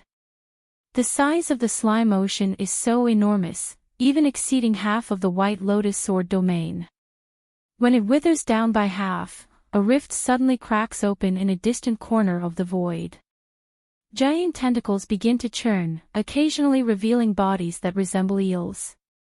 It's not the ground, but rather a region located deep in the endless sea.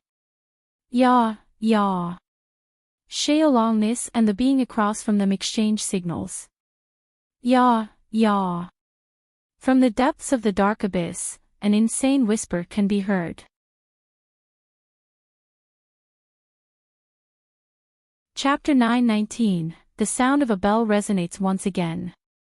In front of the sky tower, the wielder of the divine sword, adorned in blue, looks up at the vast emptiness.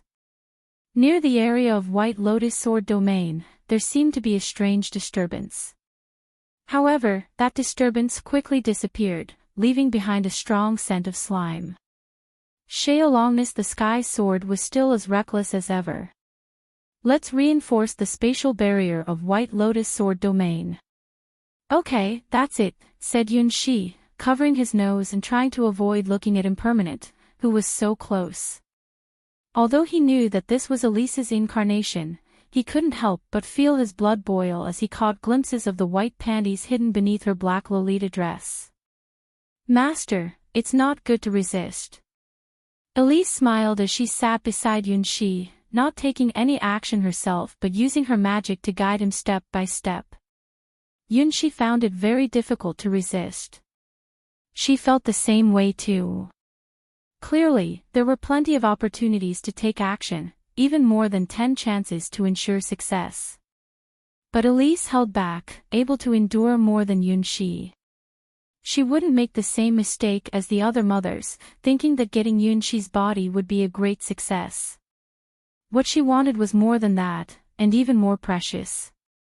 If you want to be a true gentleman, you must learn to be patient. No patience, no good. Without patience, you're just an animal.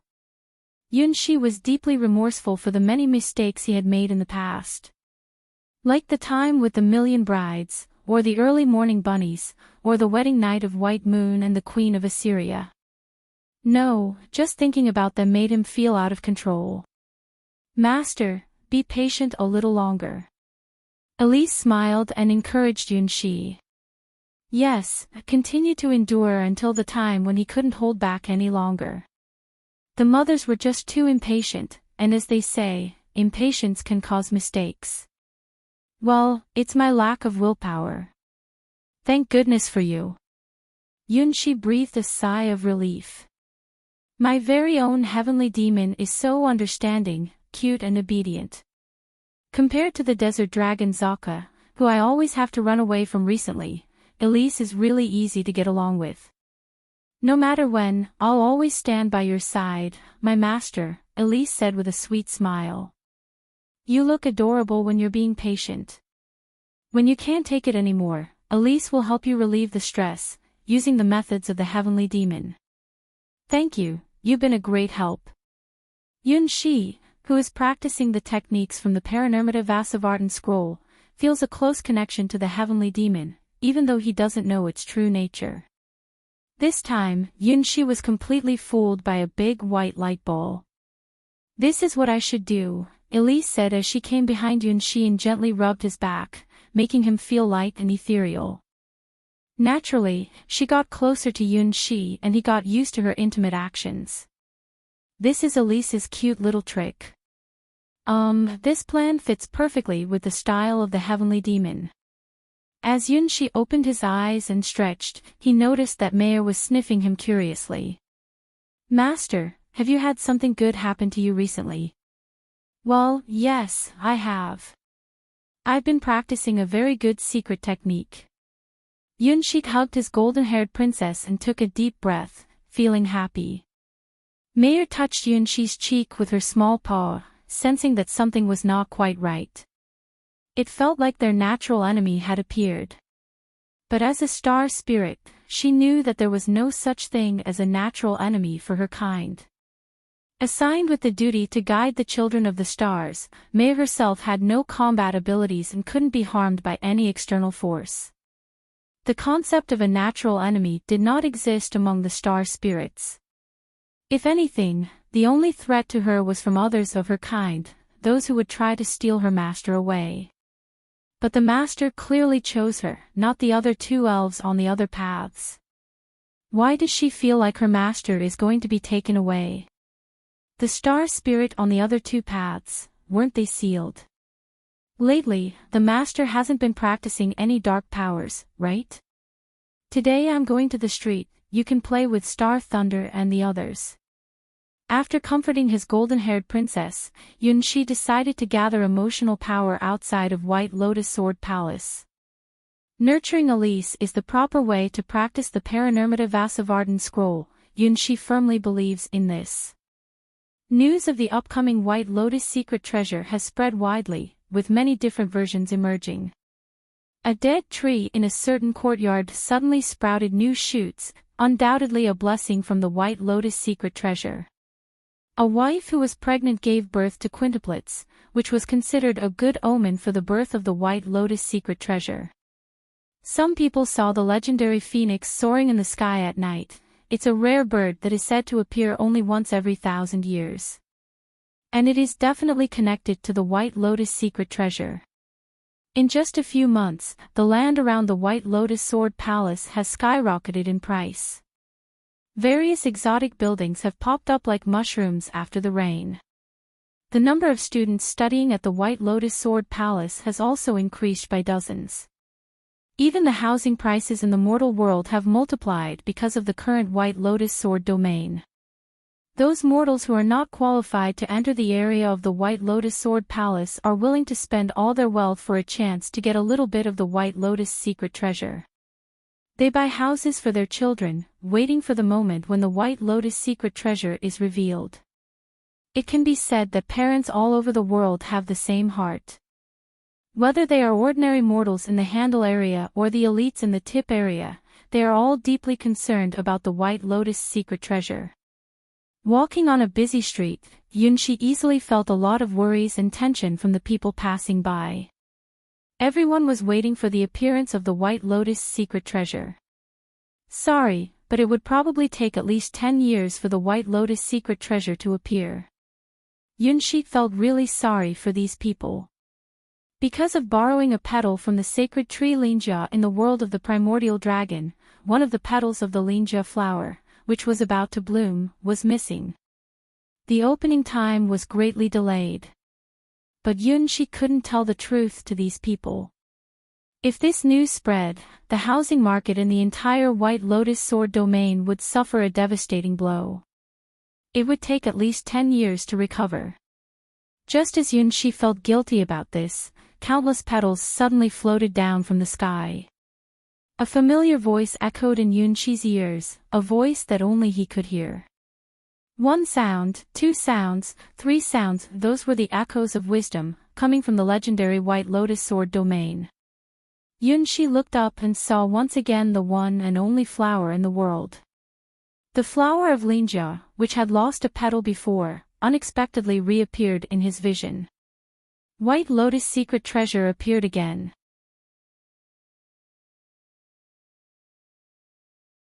Chapter 920.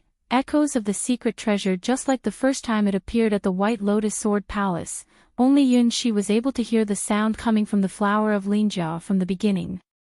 It was a sound that seemed distant, as if it had experienced countless ages of refinement. Yet, it was also very close, reaching straight to the heart, igniting the brilliance of one's wisdom. Yunshi's heart pounded with each sound, from the first to the third. By the fourth sound, finally, other people also heard the sound coming from the White Lotus secret treasure. Hua hua, who was teaching Desert Dragon Zaka about ladylike manners, suddenly felt a jolt throughout her body. She hugged Zaka and flew up into the sky, landing on the roof of the White Lotus Sword Palace. They both looked up in astonishment at the swirling lights in the sky. From that moment on, people started to pay attention to the signs of the White Lotus secret treasure reappearing in the world. Surrounded by a spiral of colorful light, the twin witches held hands. Looking down at the White Lotus Sword domain, they saw a large white sphere floating behind them. Both of them had reluctant expressions on their faces. When they noticed a certain watchdog on the ground, the big white sphere even twisted its body, as if mumbling something. The spiral lights in the sky spread out, almost enveloping the entire White Lotus Sword domain. At that moment, the parents who had bought houses and moved their children into the White Lotus Sword domain were truly lucky.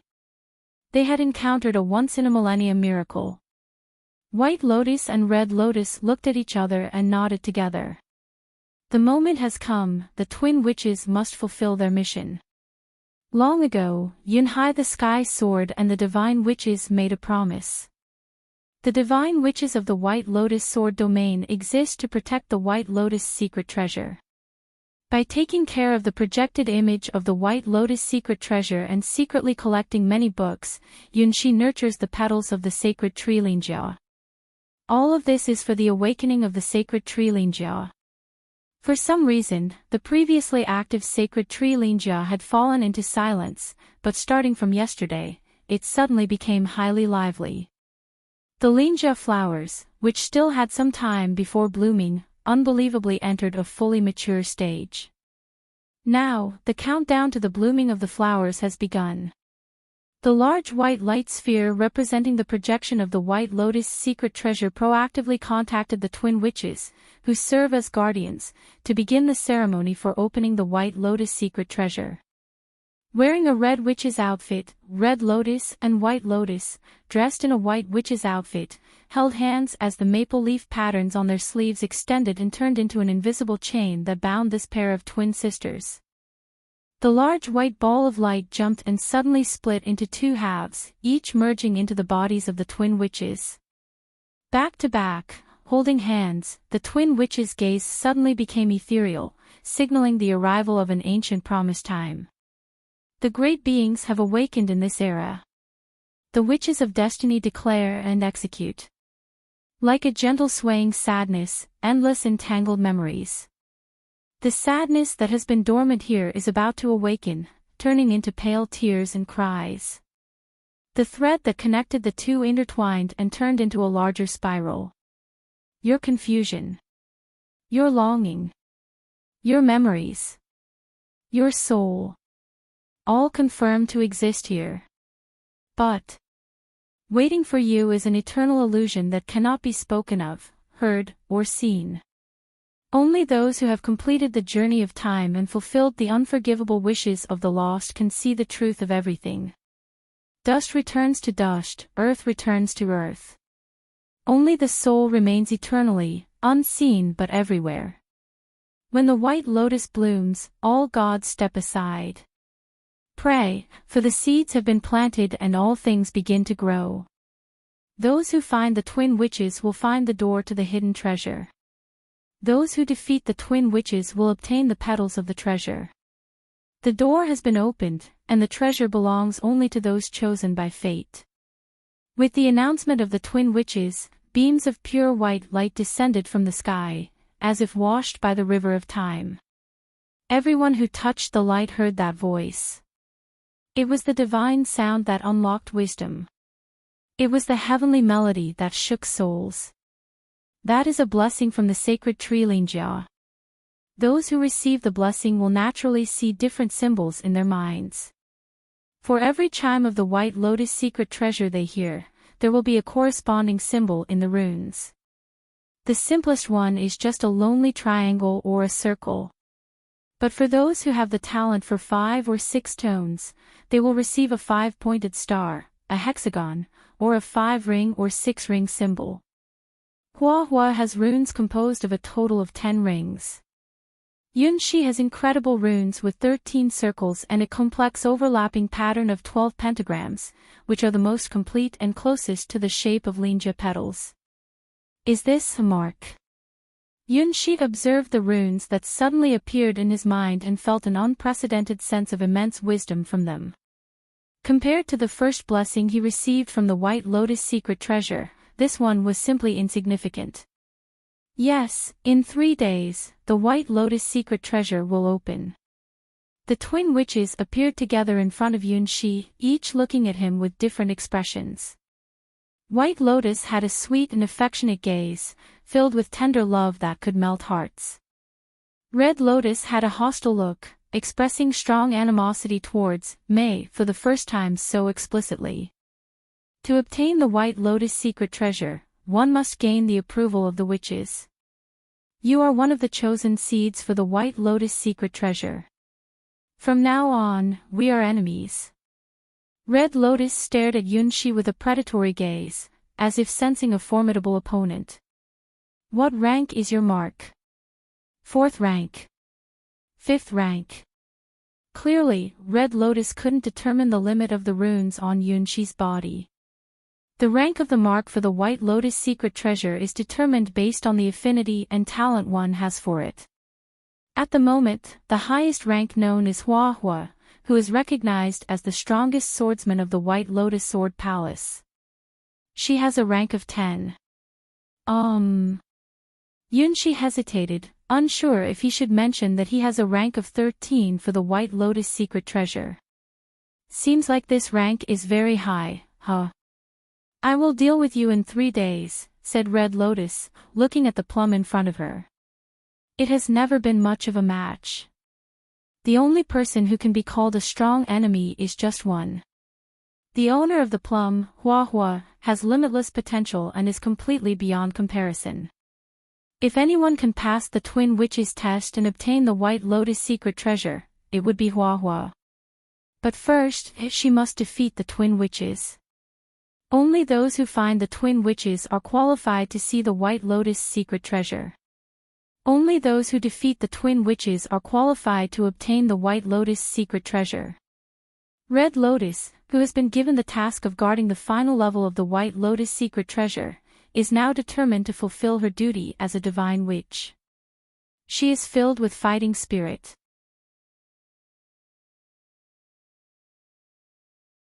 Chapter 9:21. The candy-giving girl. On this day, many people were filled with joy.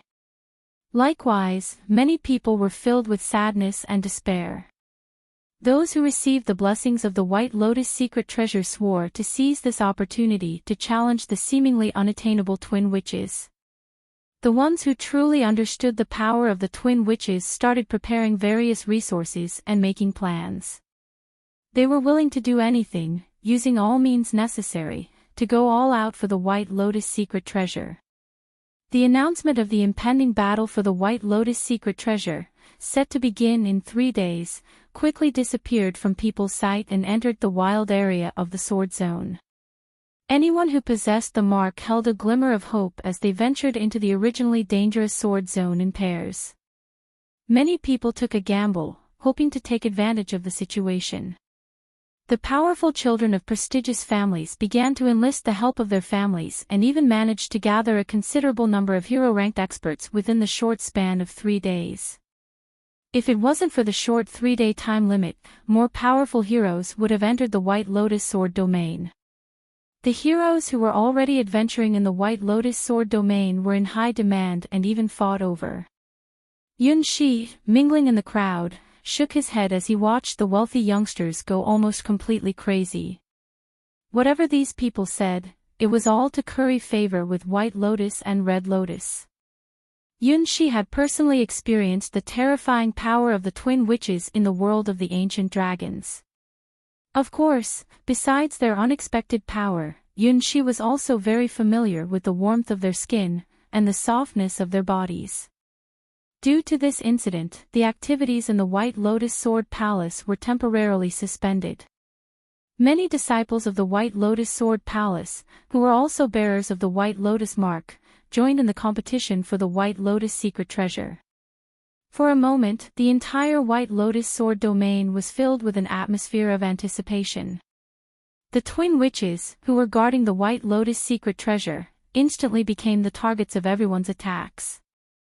Many arrogant and oblivious nobles clearly did not regard Red Lotus, who has never left the White Lotus Sword domain, and White Lotus as important. They all seemed confident and pleased, as if the White Lotus secret treasure was already in their grasp. Why did the White Lotus secret treasure appear so quickly? I had only taken a petal. Among everyone, perhaps only Yunshi was greatly puzzled by the sudden appearance of the White Lotus secret treasure. In the ancient dragon world, the petal he used was not a fake. It was a divine object capable of speaking believable lies that could deceive the entire world. But this time, when the White Lotus secret treasure appeared again, the Linjia flower was completely intact, with not a single missing petal. Could the Linjia flower really grow so quickly? What happened in such a short period of time? Oh! Would you like some candy? Just as Yunshi was pondering, feeling that something was amiss, a friendly voice rang in his ears. Candy. Yunshi looked at the girl in a cape in front of him, with only half of her face visible. The girl held a basket full of candy in her hands and smiled at Yunshi, exuding an irresistibly cute aura. Yes, here are delicious candies, for free, no money needed. Give me a piece. And give me one too. This candy is really good, very sweet. The people around naturally took the girl's candies and enjoyed them eagerly. Aren't you going to eat? The candies from my home are amazing. The girl, who noticed that Yunshi was the only one who hadn't eaten any candy, took out a square candy that emitted a sweet fragrance and looked at him expectantly. This candy, the quality is too high. As a hero-ranked baker, Yunshi was surprised to discover that this square candy had reached a staggering 4th rank. This is a magical candy. A small piece can make a person full of energy and filled with a sense of happiness. The effect of this candy is comparable to the highest level bread that he can make now, using the most special bread in his hero-ranked collection. Giving away this candy for free, isn't that too generous, young girl? Won't you go bankrupt? Delicious, delicious, give me another piece. How much is this? I'll take 10 pieces. It's so sweet, I've never had such a delicious candy in my life. Similar to Yunshi, almost everyone who has tasted this candy has been captivated by its tempting sweetness. 1 piece for 3 coins, no need to fight, there are plenty more. The girl smiled at the people around her, like a smiling angel, handing out valuable high-quality candies one by one. Yunshi could feel the happiness emanating from the girl as she handed out the candy. She's a good girl, Yunshi thought. Aren't you going to eat? After nearly emptying the candy basket, the girl noticed that Yunshi was still studying his piece of candy and showed no intention of eating it. What is this candy made of? Yunshi, a hero-ranked baker, suffered from his professional ailment because he discovered that this candy was made with ingredients he had never known before. This candy had a slightly blackish squid ink color, but it emitted a delicious honey-like aroma that completely shattered Yunshi's understanding. So, there were candies like this in the world. Well. The girl suddenly became hesitant and seemed embarrassed to talk about the ingredients used to make this candy. For some reason, the candy that only Yunshi received had a slightly different color from the others. Just by smelling it, Yunshi could sense the fragrance contained within, which seemed to be somewhat similar to the scent on Elise, the woman. I have something better, would you like it? Yunshi's interest in the girl seemed particularly high, and he was very enthusiastic in giving out candy. Something better. Better than this? Yunshi widened his eyes. These were already 4th-ranked candies, were there even higher quality ones? As the soul of a hero-ranked baker, his passion burned. He had never seen candies of this quality in his life. Wait a moment. The girl ran to a place where Yunshi couldn't see, then covered her cherry-like mouth with her hand. Yaw. Yaw. Yaw. A faint sound churned in the girl's throat, then gathered together. Goo. Mm. In no time, a square candy with a mysterious and tempting aura, shimmering in a dark light, appeared in the girl's snow-white little hand.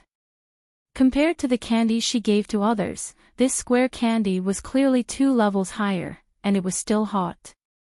The one earlier didn't seem enough. Then, let's use this ultimate battle weapon.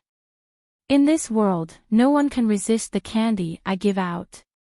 After exerting great effort to create a 5th rank, super soft candy, the girl's eyes became even more confident. Here, the best candy. Running all the way to Yunshi's side, the girl's smile was exceptionally bright.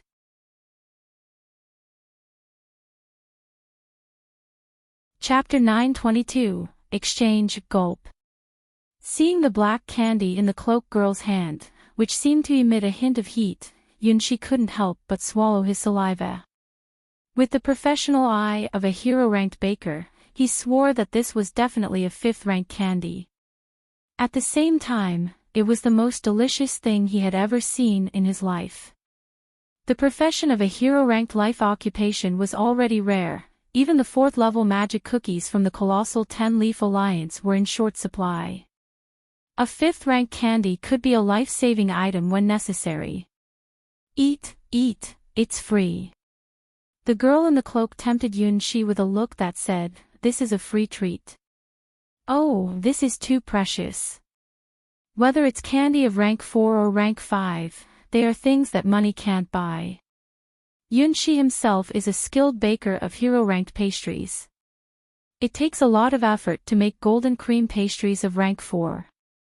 There's no way this rank 5 candy in front of him could be a free gift.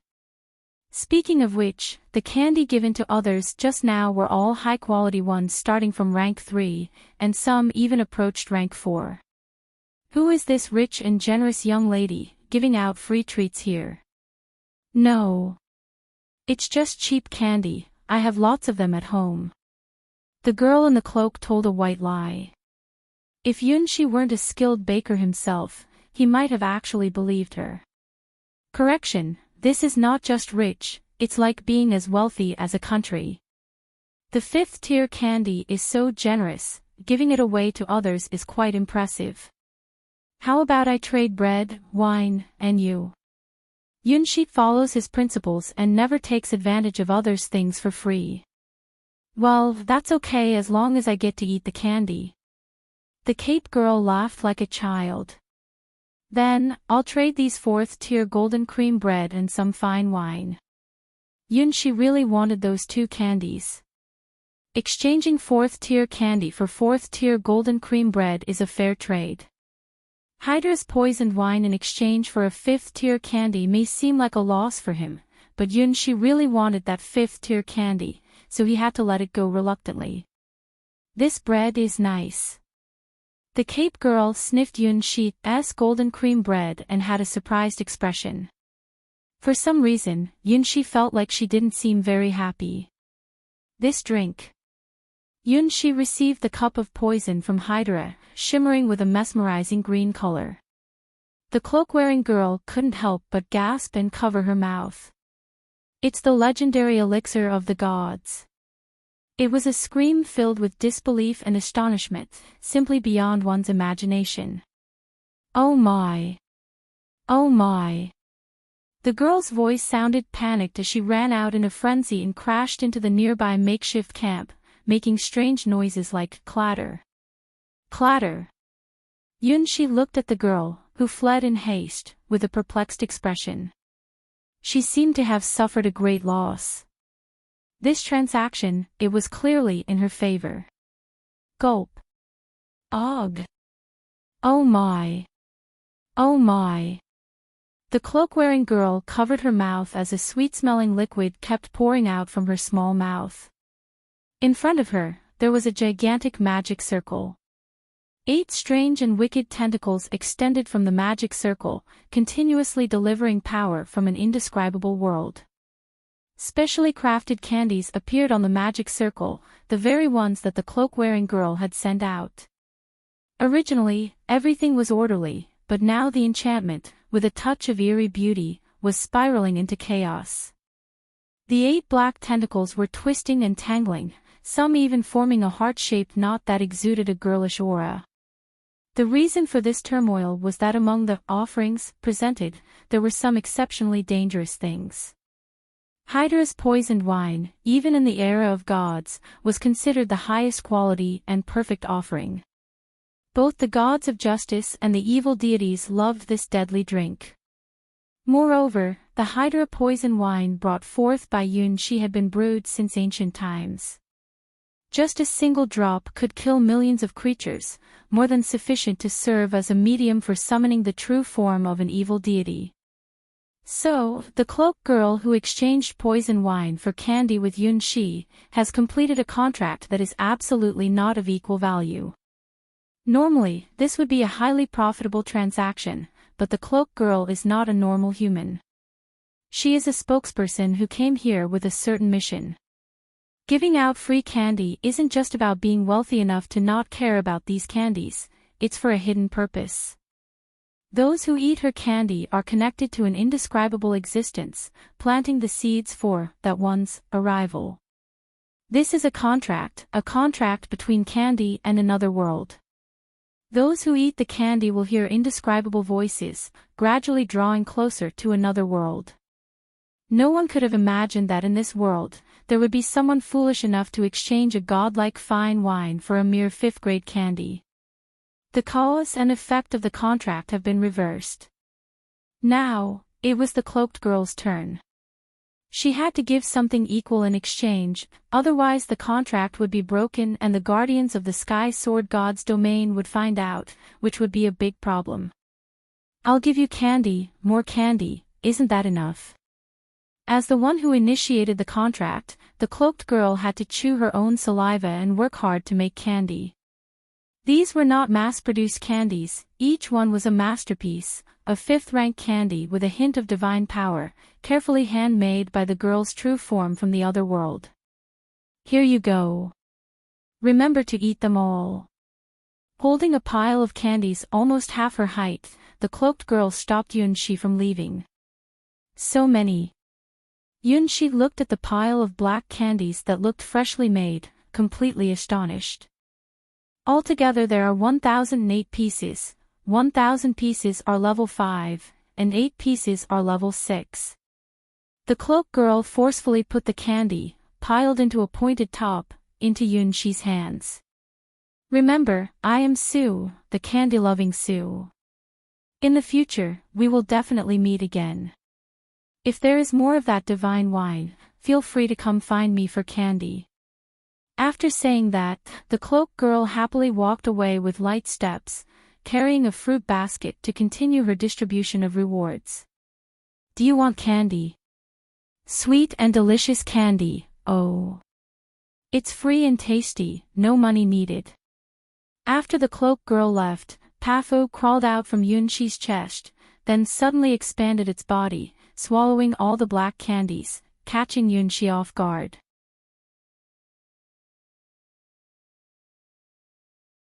Chapter 923, Yun-Shi's determination. Pafu, you can't eat things randomly. Pafu quickly spit it out. Yun-Shi watched in astonishment as Pafu swallowed all the black candies in one go. In a land not far away, there was a sweet little creature named Pafu. Pafu loved candies, especially the big black ones. One day, Pafu found a pile of candies that were even larger than his own size. But to everyone's surprise, he ate them effortlessly. It was as if there was a hidden hollow inside Pafu's belly, where all the candies disappeared. Yun-Shi, a kind-hearted person, called out to Pafu. Covered in lush green, Pafu hid in Yun-Shi's embrace, refusing to return the candies he had devoured. Yun-Shi gently rubbed and squeezed Pafu, trying to coax him. Eventually, Pafu reluctantly gave back one black candy, still craving for more. It seemed like these black candies had captured Pafu's heart. He intended to keep them as his precious collection. Yunshi, understanding Pafu's love for the candies, decided to give up persuading him. However, Yunshi reminded Pafu, remember, don't be too greedy. Only one candy a day, okay? We still need to study these black candies. This is the first time Yunshi has gotten candies of the 5th and 6th rank. Of course, Hydra's poisonous wine doesn't count. The divine wine of the gods is on a whole different level. There's no possibility of studying it. It's a special product belonging only to Hydra. She's really kind-hearted. After thinking for a moment, Yunshi understood why the girl in the cape gave him this pile of candies. She's unexpectedly a good girl, not trying to take advantage of him at all. Yawn. Soda, who was busy handing out candies, sneezed and looked around, confused. Well, never mind, the candy business is more important. There are a lot of people coming today to eat Soda's candies. If things continue like this, it's only a matter of time before they rule the world. After experiencing this seemingly unimportant little incident, Yunshi began to observe more deeply and understand the appearance of the White Lotus secret treasure this time. White Lotus Sword Palace has completely closed down. The disciples who possessed the talent for White Lotus secret treasure, in accordance with their different backgrounds and influences, automatically formed different teams and set off towards the area of the sword. At the same time, the formal appearance of White Lotus secret treasure caused the housing prices in the surrounding area of White Lotus Sword Domain to skyrocket.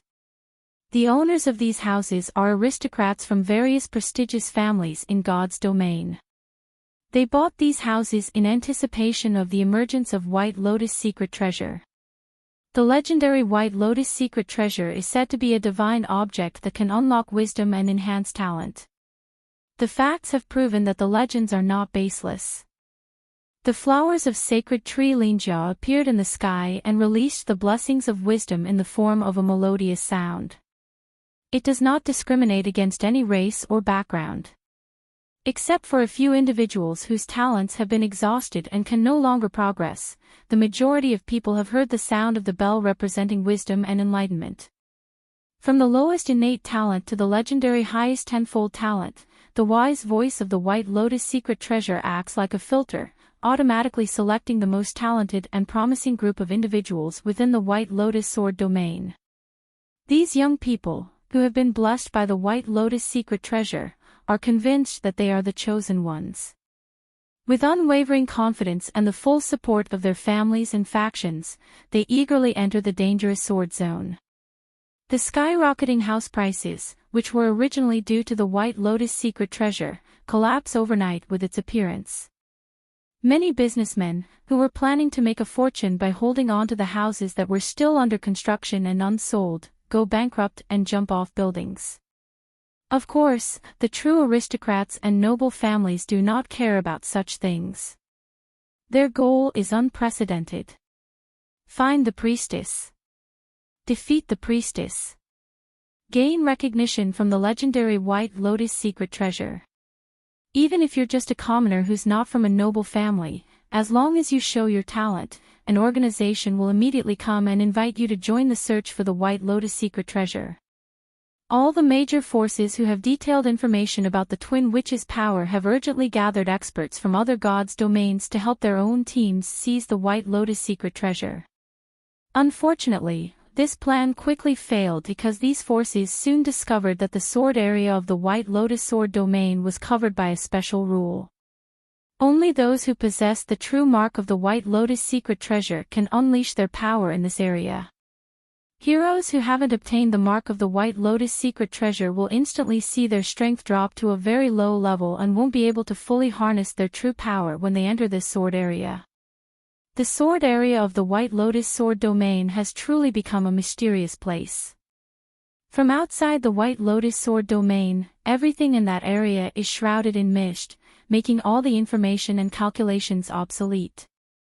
On the outskirts of the misty area, organizations from other forces can set up camps and provide logistical support, but once they enter the depths of the mist, it becomes nearly impossible to proceed without the mark of the White Lotus secret treasure. Yunxi stayed in the outskirts for 3 days, which turned the whole White Lotus sword domain upside down. Countless merchants went bankrupt and some even resorted to jumping off buildings. A constant flow of resources from various gods' domains is transported through the Star Bridge of the Sky Tower. Originally, there were only a few rare hero-ranked experts in the White Lotus sword domain, but now there are hundreds of them. A small number of hero-ranked experts who are already in the White Lotus sword domain and obtained the mark of the White Lotus have become highly sought after by all the influential and noble families, who are willing to do anything to compete for them. It looks like I have no choice but to go in. Yunxi spent 3 days wandering around the camp on the edge of the White Lotus Sword Palace. Finally, he made up his mind. The once peaceful life in the White Lotus Sword Palace was never the same again after the emergence of the White Lotus secret treasure. Yunxi, feeling the change in fate, finally remembered that he had been on the run all along. The emergence of the White Lotus secret treasure caused the White Lotus Sword Palace to almost completely fall apart. The disappearance of the twin witches represented the chaos that had engulfed the entire White Lotus sword domain. In this situation, Yunxi had a vague premonition that he was being drawn into a whirlpool. To be honest, he himself was not particularly interested in the White Lotus secret treasure, Linjia.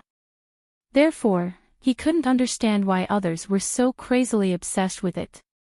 Compared to the White Lotus secret treasure, perhaps what he cared more about were the twin witches, the White Lotus, and Red Lotus. How should I say it? It's a feeling that you can't just ignore, and meeting them can be said to be the starting point of changing one's own destiny. They were bound by the White Lotus secret treasure and became the guardians of the White Lotus secret treasure. Red Lotus, especially, had a hostile expression towards him. However, Yunxi always felt that there was something hidden in White Lotus' hesitant eyes when they finally met.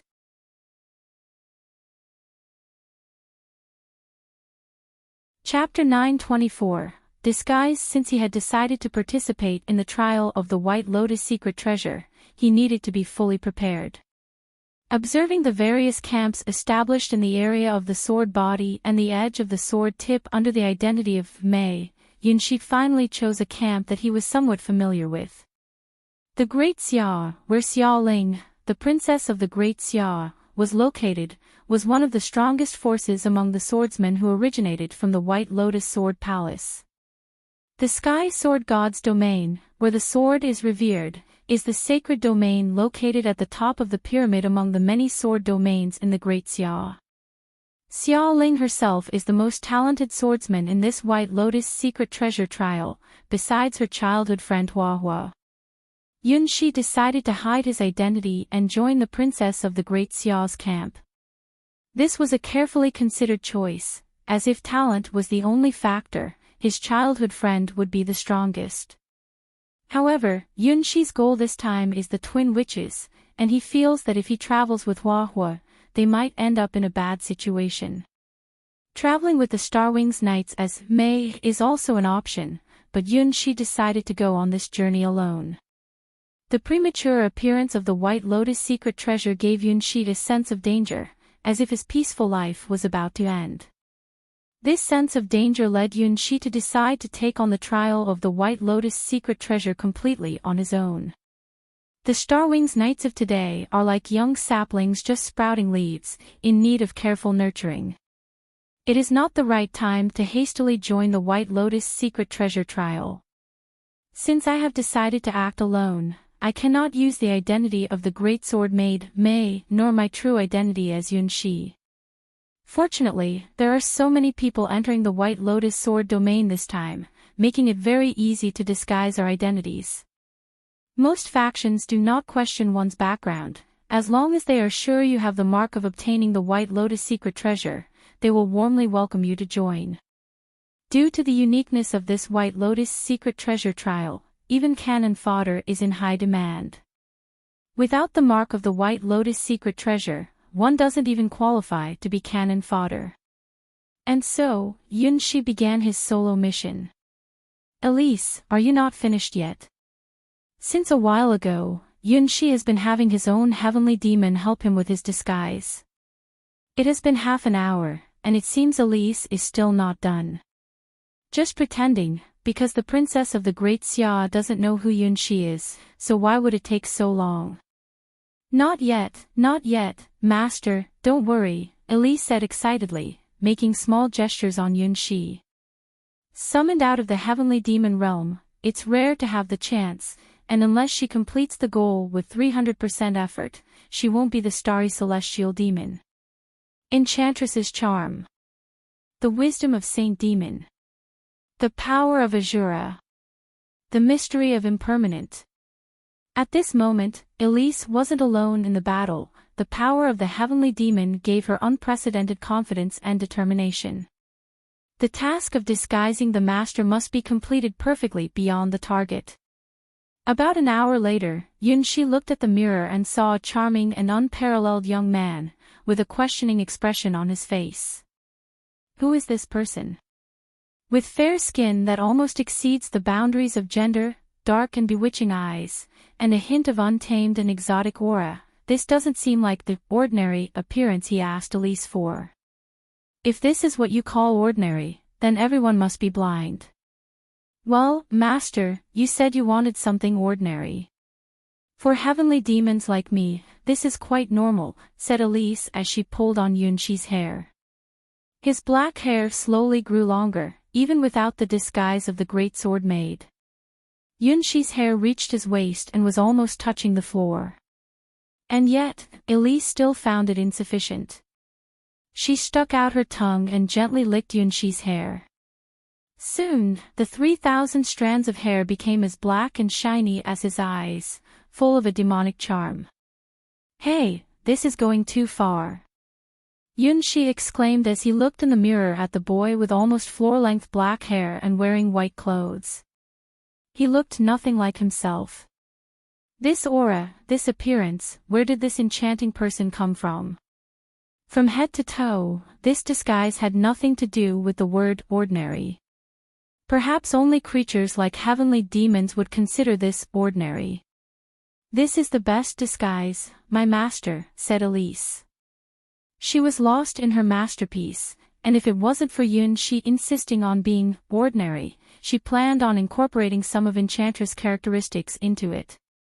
A disguise, this is a bit too flashy, Yunshi touched his face. The touch of his skin felt real, and the power of the heavenly demon was truly incredible, reaching the level of being indistinguishable from reality. Not at all flashy, master. You already have the qualities for this. Elise felt that this posture hadn't fully showcased Yunshi's charm. After all, the master was someone who could form contracts with 4 high-ranking heavenly demons at the same time, even being able to control impermanent as well. This appearance was just a partial representation of the master's true power. What the heavenly demon excelled at was uncovering the hidden side of human nature, that which nobody else knew. Well, all reluctantly accept this, Yunshi eventually agreed to Elise's adjustments. In the end, as long as the disguise was unrecognizable to anyone, it would be fine. At least, now he doesn't even recognize himself, and the princess of the Great Xia is probably the same. Next, it's about identity and weapons. Yunshi, while asking Elise to tie up his black hair behind him, began to search for an identity and style from the memories of the killing princess that could disguise himself. Coincidentally, in the memories of the killing princess, there was a great sword maid who came from the sky sword god's domain and looked somewhat similar to him now. The great sword maid possessed the cursed sword, 100 Ghosts, from the ghost sword domain, which was second only to the bloody waltz among the great sword maids. Among all the great sword maids, this great sword maid from the ghost sword domain was also an exception, just like the killing princess. She always loved wearing a snow-white sword dress and used the curved cursed sword to slay demon human. The swordsmen from the ghost sword domain believe in the fate that everyone eventually dies, but death is not the end, it is just the beginning. That's why they never fear death in battle. In the history of the Ghost Sword domain, there was once the Sky Sword, who was the legendary owner of the Ghost Sword. The divine sword, Ghost Sword, symbolizes death and supernatural creatures. It is said that when this divine sword is wielded, it will open the gate between reality and the underworld, summoning endless ghostly creatures. The 100-Ghost Sword is one of the manifestations of the Ghost Sword, leaving a very impressive impression on the killing princess. Now, Yunshi begins to create the 100 Ghosts Sword. The sword is 2 meters long. The curve and thickness of the sword's blade. Endless mist churns around Yunshi, and the figures of young bride-like girls start to appear, helping Yunshi forge this fake and non-existent 100 Ghosts Sword. This is one of the abilities possessed by Yunshi as the White Emperor, the miraculous power derived from the Million Bride Army.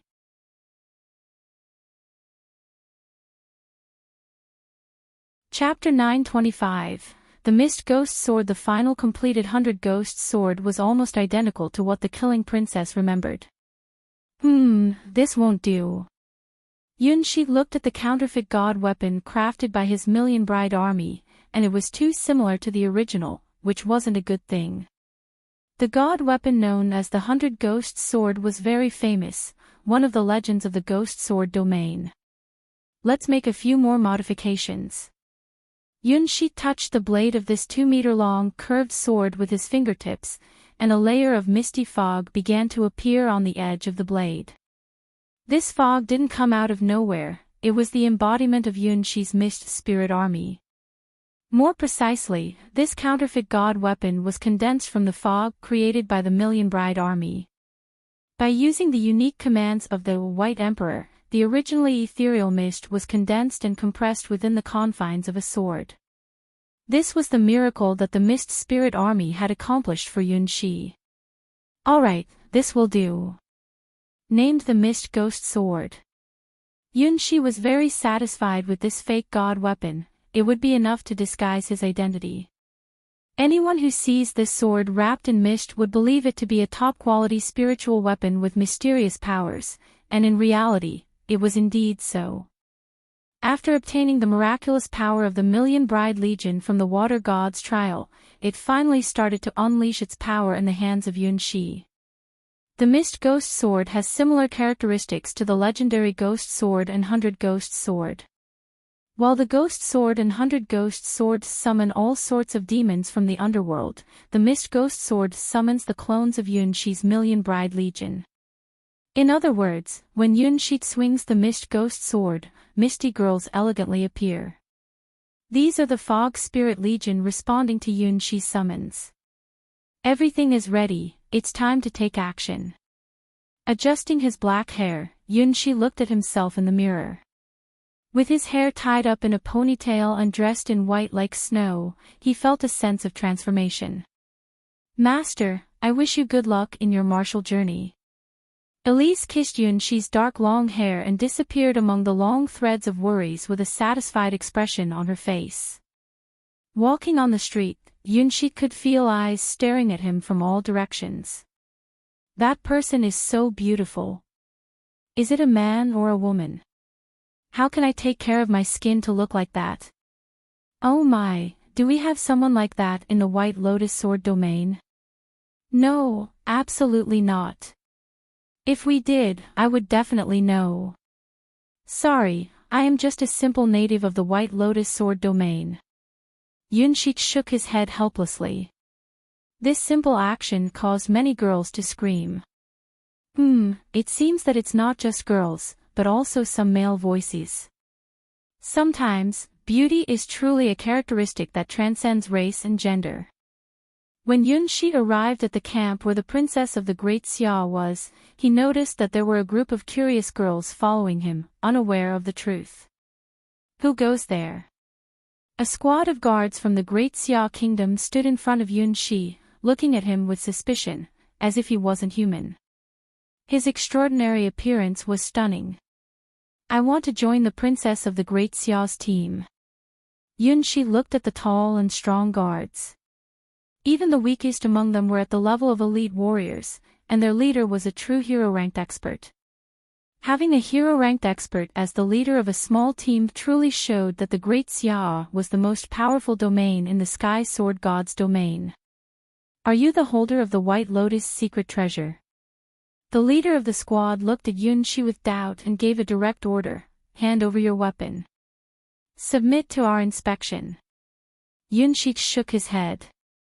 If he was easily restrained here, then there was no point in choosing to join the princess of the Great Xia's faction. Yun Shi gripped the mist ghost sword on his back.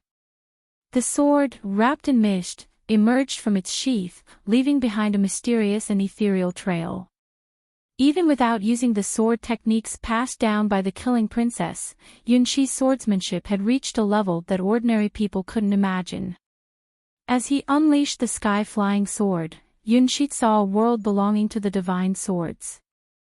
Although he hadn't fully mastered the power of divine sword techniques, having experienced the world of divine swords, Yun Shi's swordsmanship had already reached an awe-inspiring level. However, he had always compared himself to his invincible childhood friend, Hua Hua. Therefore, he never realized the extraordinary level of his swordsmanship. At least, as a hero-ranked team leader, equipped with the special, bright sword armor from the Great Xia dynasty, Yun Shi couldn't even react before his armor was sliced open. As for the other members of the royal guard, they couldn't even see and were defeated. Ah! The young captain gasped heavily, looking at the sword mark on his chest plate, where the bright sword armor, made of meteorite iron, had been cut through.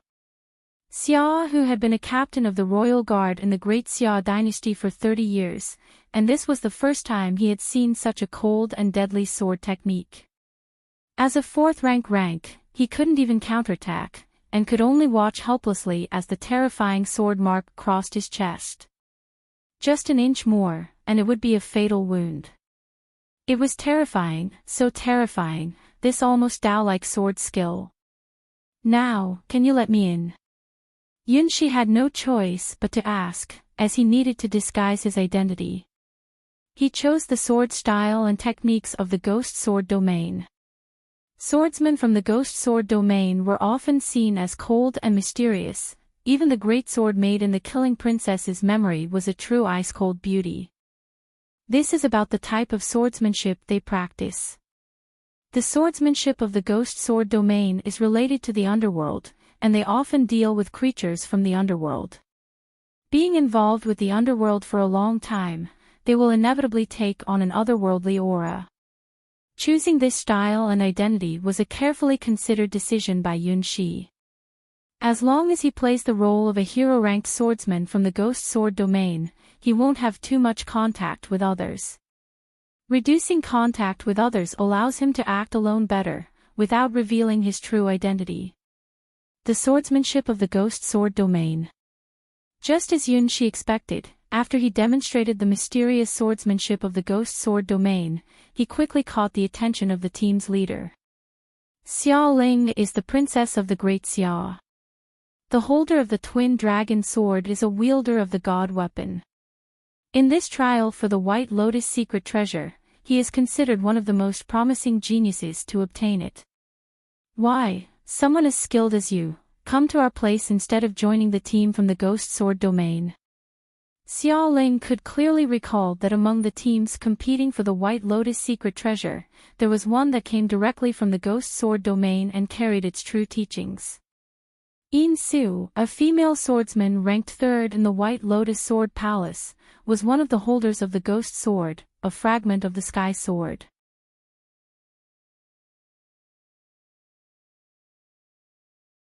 Chapter 926, Xia Jia Ghost Sword was one of the top swords in the Sky Sword God's domain. It was a very special god weapon. Legend has it that this sword had a nearly 3-meter-long blade, and when swung, it would attract endless evil spirits and even turn a whole world into the underworld. At the same time, the ghost sword was one of the very few god weapons that had a split form. The 100 Ghost Sword was one of the split forms of the Sky Sword's Ghost Sword, and it was said that there were not just one, but 12 of them. When the 1,200 ghost swords were gathered, they could summon the ghost moon, opening the gate between reality and the underworld, allowing ancient spirits to descend into the mortal world.